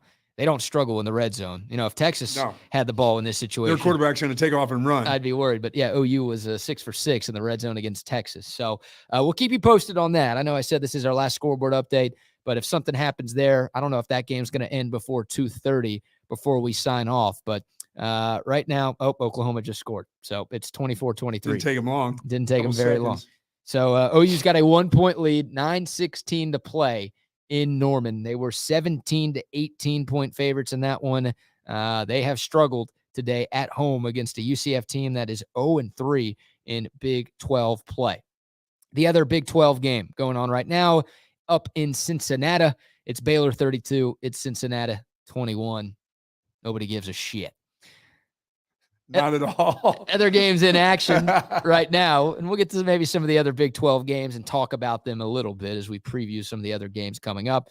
Air Force 17, Navy 0. I think your cousin was in on the Falcons today. That's looking good with less than 2 minutes to go in that one. And then, are they even playing? Do I need to refresh my screen? It's still 10-6 in Columbus. Ohio State 10. Penn State 6. Penn State has a chance. Are we saying Penn State has a shot at winning this football game? 9 minutes left in the game. The officials don't let you win in Columbus. No, Ohio State has the ball. It's 3rd and 3 from inside the Penn State red zone. Pass over the middle is incomplete. Ohio State receiver looking for a flag. There is none. So Ohio State, you would think, is about to try to kick a field goal to go up 7. That group has had enough flags on pass interference today. How many do they need? Yeah, there were. Well, that's why nobody wins at the shoe. Yeah. It's the refs play a nice little part there. That game 10-6, still the score there. We'll see if Penn State can find a way to get the job done. The line was 4.5, so I guess you're okay if you have Penn State right now. But once again, Ohio State setting up for a field goal to try to make it a 7-point game. That would make things a little bit dicey if your cousin has money on James Franco. Not James Franco. Franklin. James Franklin. Who's James Franco? Oh, that's the actor. The actor, yeah. No, not Dave either.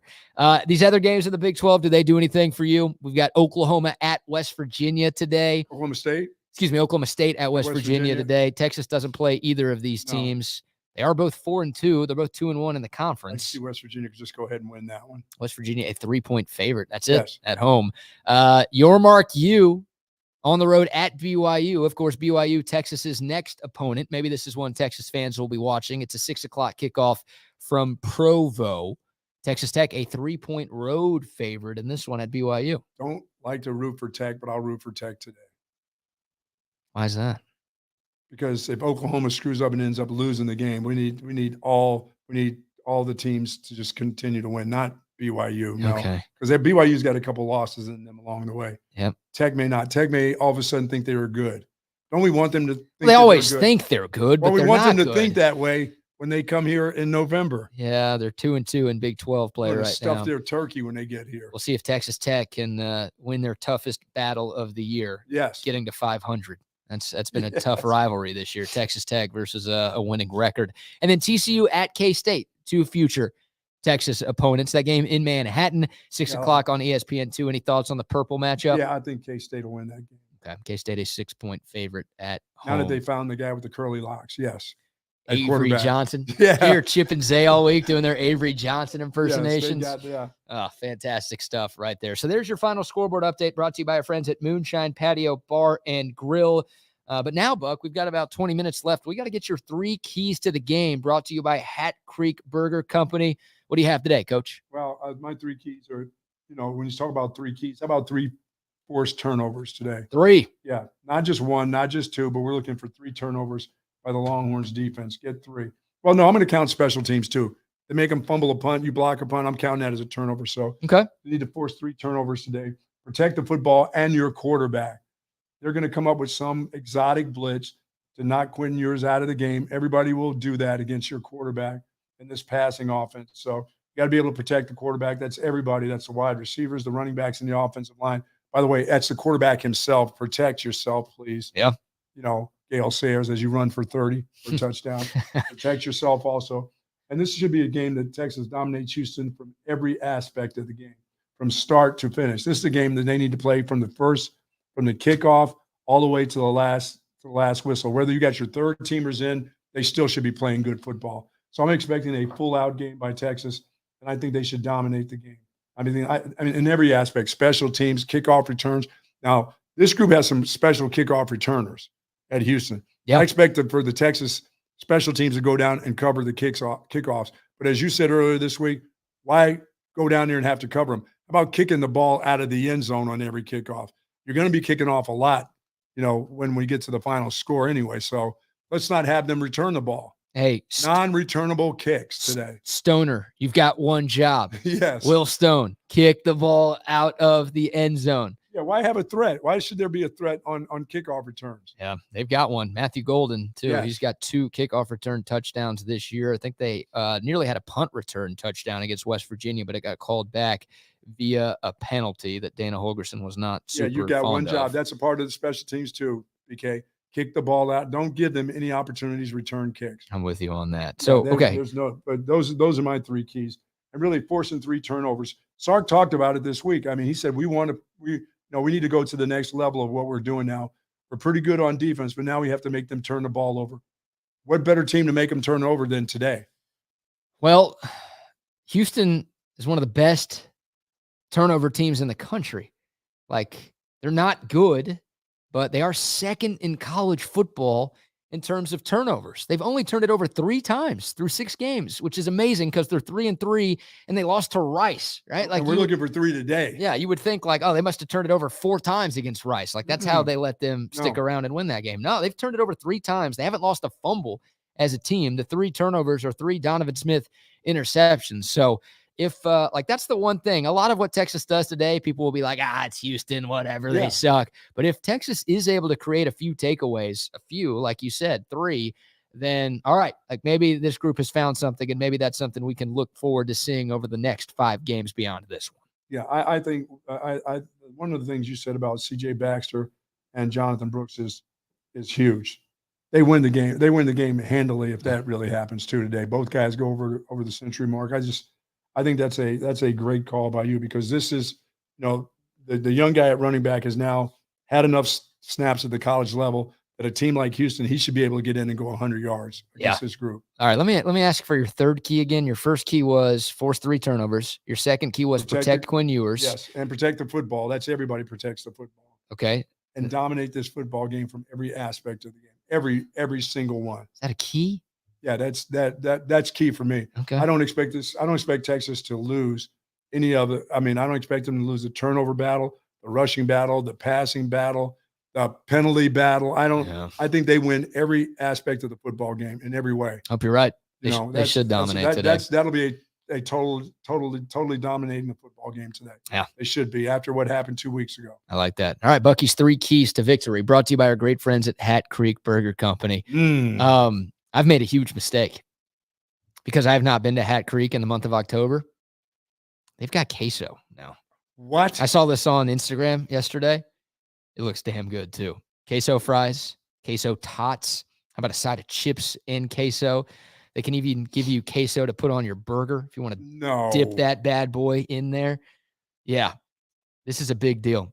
It's a limited time deal too. So go to Hat Creek Burger Company for the great burgers, the fries, the shakes. You know Hat Creek. They've been around Austin since 2008, and they've grown like crazy all over the state now, not just here in Central Texas. But queso?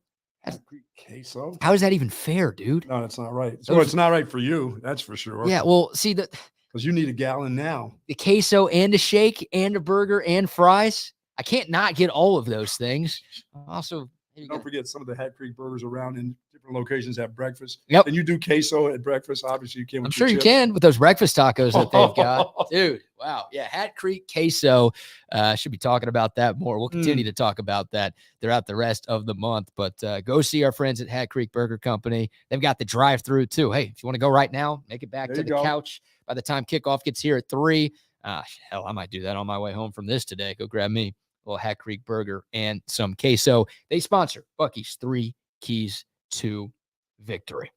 All right, 45 minutes away. By the way, we've got Tim Brando and Spencer Tillman on the call today. Good luck.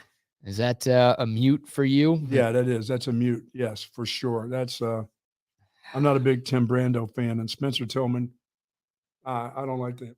He doesn't like Texas, period. No, neither of those guys like Texas too much, and I don't like Brando that much. So the feeling is mutual, I guess. He doesn't like my school, and I don't like him. No, that's not good for me. I'll just turn it down and just watch the football game. Yeah, I don't need to hear anything. I agree with you there. All right, so special teams. We did talk about that a little bit. Are you concerned with Houston special teams, or no? It's the best part of their football team. It is, and Dana's always been good at that. So you mentioned it, like the strategy for Texas should be easy. Just kick the ball out of the end zone. It's hot. It's humid in Houston today.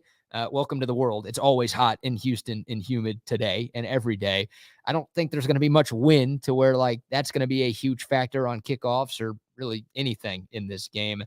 But like punting too with Sanborn, like that's got to be part of the game plan for Texas is, hey, that's the type of thing that lets bad teams stick around is the special teams. If they're able to break one or God forbid 2 big returns and or touchdowns, that's how you let them stick around. You can't do that. Talk about that being the best thing about their football team, BK, then don't let them have that. Yeah. Kick the ball out of the end zone. Go ahead and angle punt if you have to. Just don't let them return. I mean, do they not have a kid named Snead on there? Is that the running back? Stacey Snead? Stacey Snead can fly. I mean, you got to watch Stacey Snead because he's one of the speedsters on that team. I know Texas has a lot of speed, but I've watched these kids. They look like the kids on the track team at Houston. Yeah. When they go and you leave the gap open for them, they don't get caught from behind. That's the kind of speed that they have. And I saw Snead take off through a gaping hole, and BK, no angles, no nothing. You can't get him. Yeah. He's just gone. Don't let him have an opportunity to break away. Yeah, Houston's traditional run game has not been great this year. I mentioned it earlier. Donovan Smith, their quarterback, has 20 more carries than anybody else on Houston. And Dana Holgorsen, he's not like full Mike Leach, rest in peace, where he'll just like completely abandon the run game. But Dana Holgersen's not scared to throw it 50 times and run it 20. He's not going to spend his time trying to run it and run into that brick wall either. Yeah, if Texas's run defense against running backs is as good as it's been this year, then I don't know if we'll see a lot of Stacey Snead just running. Now, they throw him the ball a decent amount, averaging almost 9 yards a catch this year, does have a receiving touchdown as well. And he is a big play threat out of the backfield, so maybe they still get him involved. Parker Jenkins is the leading rusher, a true freshman for Houston. Neither of those guys, though, are super great. I mean, they haven't cracked 250 yards midway through the season, which means they're not even on pace to get 500 rushing yards this year. I don't know how much traditional run we are going to see from Houston. I think that's a big edge for Texas. It's just, can Texas do a better job containing the quarterback run game than they did 2 weeks ago? Well, 2 weeks ago, the Sooners didn't have to, I was expecting more razzle dazzle in the game like that because generally we'll see it. But we'll get an opportunity, I think, to see some of these trick plays tonight because once again, if that's your way to stay in a game is to fool them, Houston will try at least 2 of those during the course of the night at some time, whether it's down in the scoring zone, halfback pass, double pass back to the quarterback, back to the big guy. But if you can't beat them, straight up beat them, you got to trick them. Can I ask you a big picture question for Texas going into the second half of the season? Are you more concerned with this offense or with this defense? Maybe not today, but for the last 6 games Texas has, are you more concerned with the Longhorn offense or the Longhorn defense? I'm concerned enough about getting to a championship game with both. Come on. Can I? No. Oh, okay. I'm more concerned about the defense with injuries. Okay. In that secondary. Okay. If they get everybody back, would that calm your nerves? I'll be fine. Okay. That would calm me down if they got everybody back. Okay. For sure. Not have so many young guys playing back in the secondary. Offensively, it's just the red zone. I mean, it's just they got to fix the red zone stuff. And as a team, I just don't see that championship umph to come out in the beginning of games. I just don't. I don't see enough. I don't see enough. Let's go get them. Let's go dominate. This is the way it has to be. And maybe tonight, if you're playing against an inferior team, maybe it starts today. Maybe that's what you get. It's just, we're better. Let's just go prove it. Let's not have a bunch of mistakes. Let's go take care of our business. Then we do the same thing next week against a BYU team. Maybe this is the championship push that they really, really needed. I hope so. Because once again, BK, this is everything that they want is still right in front of them. They have one loss. Yeah. They played in hostile environments, like real hostile environments. We know what this is. We know what this is tonight. Yeah, it'll be more burnt orange in the crowd than red and white. Yeah, and if they go and just take care of their business and continue to do stuff and continue to build on what they really truly have built on, with the exception of one football game. Just think about it.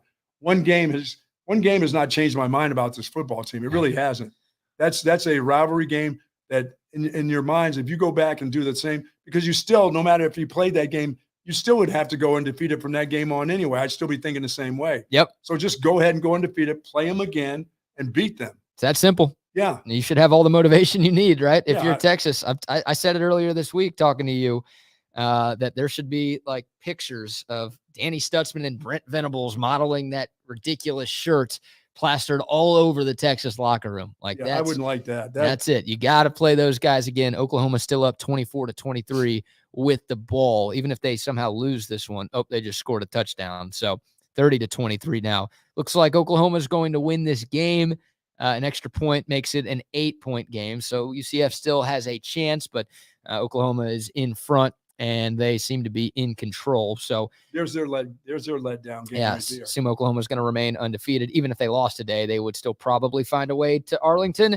But it seems like they are going to walk away with the W and remain unbeaten both in league play and on the season as well. So that's the motivation that you need right there. And you talked about getting off to a good start, Buck. Texas has played 2 great first halves this year. One of them was the game in Tuscaloosa, where, Texas actually dropped a touchdown in that one, too. They had a couple of missed opportunities. Yes. I'm always saying it was great because they were up 13-6 at Alabama. So I'll call that a pretty damn great first half because that's way better than most teams do in that building against that coach. The other one was Baylor, where Texas scored 21 points in the second quarter to pretty much put that one on ice at halftime. Outside of that, it's not just the Oklahoma thing where it's like, that's a really good team and whatever. That's why the first half was bad. That's what needs to change for Texas in the second half.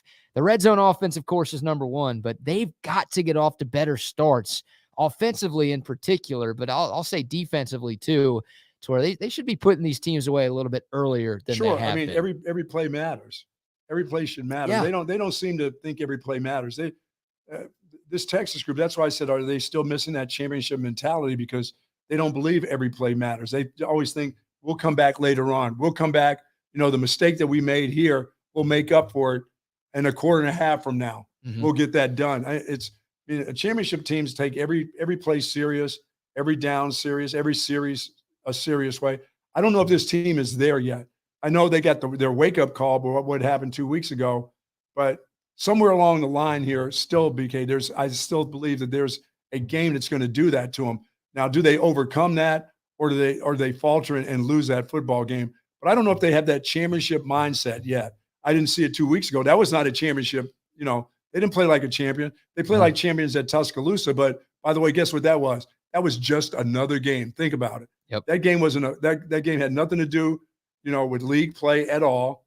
It was playing Alabama. You were playing a legend. That's all you were doing. You're playing a legendary football program, and you have a legendary football program. That's all that was. It had nothing to do with your Big 12 anything.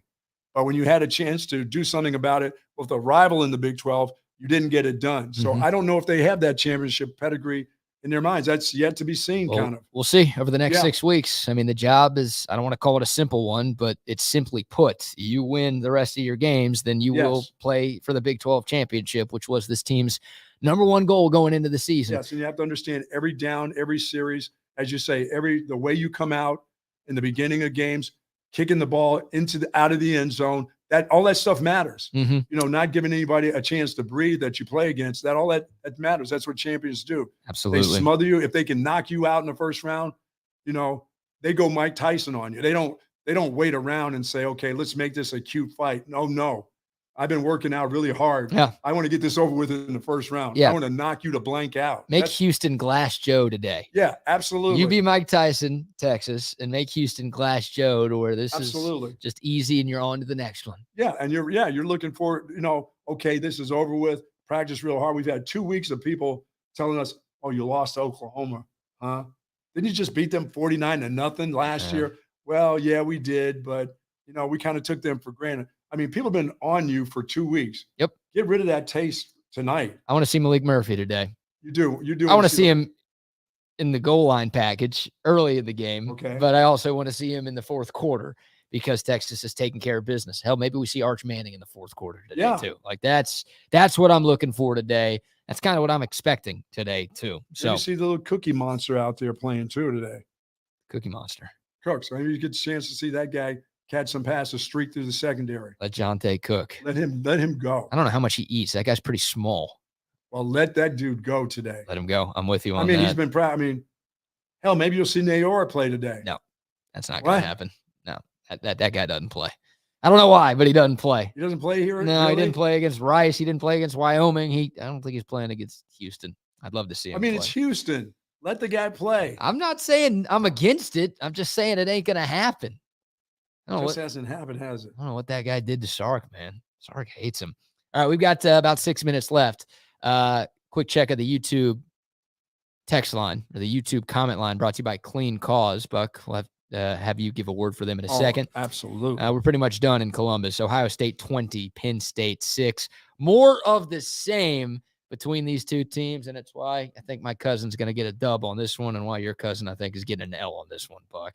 You really bet on James Franco? I'm calling him that because he's an actor. He's not a real coach. He's acting as a good coach. Oh, yeah. I'm about to get on the phone when we leave, and my Pennsylvania people will just let me know, yes, you gave us one of your Tom Herman guys to call the plays here again today. No imagination whatsoever. So, and James Franklin, they've been trying to get rid of that guy. He's been winning games, but they've been trying to get rid of him for years. So. Yeah. What about our friends over at Clean Cause, Buck? We love folks at Clean Cause, folks. They got 8 delicious flavors of organic, sparkling yerba mate, low to 0 calories, and, of course, 160 milligrams of natural caffeine. And 50% of their net profits supports addiction recovery. And right now, they've given over $2 million to addiction recovery. Wow. $2 million to gang over at Clean Cause. That's what they're all about. They're all about helping folks that have struggles with alcohol and drug addiction. And many of the people that work there have had that, and they have put them to work, and they have worked for folks in the Austin and Central Texas area for a long, long time. I love Clean Cause. Go to cleancause.com. Find out how you can be a contributor. You can be a contributor by having those yerba mates. Yep. We've got a whole cooler of them here. Yes, we do. The Covert Bee Cave My Studios. wife loves those bad boys. Yeah, you got a house full of those things. Oh, yes. You saw those. All over the place, man. Absolutely, man. If there's ever an apocalypse, you guys will have enough yerba mates to get you through the end of time. There you go. Let me tell you. All right, we've got 3 or 4 minutes left. It's time for our score prediction, brought to you by our friends at Paul's Motor Works. We'll tell you more about them here in a moment. Buck, I will give you the floor first. It's Texas. It's Houston. The line is 23.5. The total is 60.5. For those of you who care about those kinds of things, what goes down in H-Town today, Buck? As I said, it's one of my 3 keys, and generally don't put dominating a team as a key, but it is for me today. Dominating every aspect of the game, and I expect the Texas Longhorns to do just that. And whether they bring in a 3rd-string guy or a 4th-string guy, I expect them to play like they were 1st-string guys. So there's no reason why this team shouldn't beat the pants off of this group 48-17. 48-17. Okay, that's a win and a cover for Texas. Yeah, I just don't see this being a very close game. I mean, you will have to let the dogs in, open up the door and let the dogs in order for them to win this football game. It's the anti-Baja men. Oh yeah, you're gonna have to absolutely give them the ball. Turn it over to them, give them the ball, rough the punter, do all kinds of crazy things that you don't expect this team to do. Your quarterback will have to not take care of the ball in the pocket. He'll be throwing picks. Your running backs who haven't put the ball on the ground. I mean, I can't even say enough about how well Jonathan Brooks has played. Dude, he doesn't put it on the ground. No. He takes hits too, and they go to get the ball. He protects the football. I don't want to jinx him on this. I'll do it for you. I'll just say that they do a great job. Their running back coach does a great job of having his guys protect the football. Yeah. And that's all of them. Wide receivers also. They got to continue to do that too. So I expect this to be total dominance today. 48-17 is okay. I like that. Intern Brock back there, you care to yell out a score prediction for today's Texas-Houston game? 42-10. Not quite a yell, but, that works. Very soft-spoken. I like that. Very soft-spoken, yep. 42-10. Okay, that's another win and a cover. So both of you guys think Texas will win by 30+. I'm going to say it's a little closer than that, but I still think Texas covers. I'm going to go 45-21, good guys. So just barely. The line's 23.5. I'm saying it's a 24-point margin of victory for the Longhorns today. And I do think we'll get to see a lot of these 2nd and 3rd teamers get into the game in the 4th quarter. Texas, the better team, offensively, defensively, special teams. They should be able to take care of business today. As this UCF Oklahoma game is getting good. UCF down by 8, minute and a half to go. They are in the red zone. Oh no, not the red zone. They need a touchdown and a 2-point conversion to tie Almost a miraculous catch, a one-handed snag by this UCF receiver in the corner of the end zone, but it looks like his foot came down out of bounds. So it's now 3rd and 10. UCF has a couple of more chances to try to tie this one up and maybe force overtime. Or I don't want to end on this, but if Oklahoma has a minute left, that's all they need to march down the field. Oh, yeah. Win the game in regulation. They're looking at this review. Are they reviewing it? They are not reviewing it. I guess I'm ahead of you, Brock. That's the last spoiling I will do because there you go. They did not take the time to review it. All right, that is going to do it for our Texas Sports Unfiltered pre-game show live at Covert Bee Cave. Thanks again to our friends at Covert Bee Cave. Always. If you're looking for a new or pre-owned car, truck, or SUV, there's no better place to go than right here at Covert Bee Cave. 7 brands, 3 dealerships, 42 acres. Doesn't get better than this. Of course, Covert Auto Group with stores all over the Austin area. They've got everything you could ever need. Great people, great deals all the time. A reminder, post-game with Trey and Kevin Dunn will happen immediately after Texas and Houston goes final. But we're going final right now for intern Brock, for young Brock. I like that better, like young Jock. We're calling him young Brock for Bucky Godbolt. And BK, Brad Kellner. A lot of fun, Buck. Great show today, Always. my friends. Good show by you, brother. We are done. Buck and I will be back Monday morning. But once again, the post-game show with Trey and Kevin right after the game. Y'all enjoy the game. Stay safe, stay healthy, and hook 'em.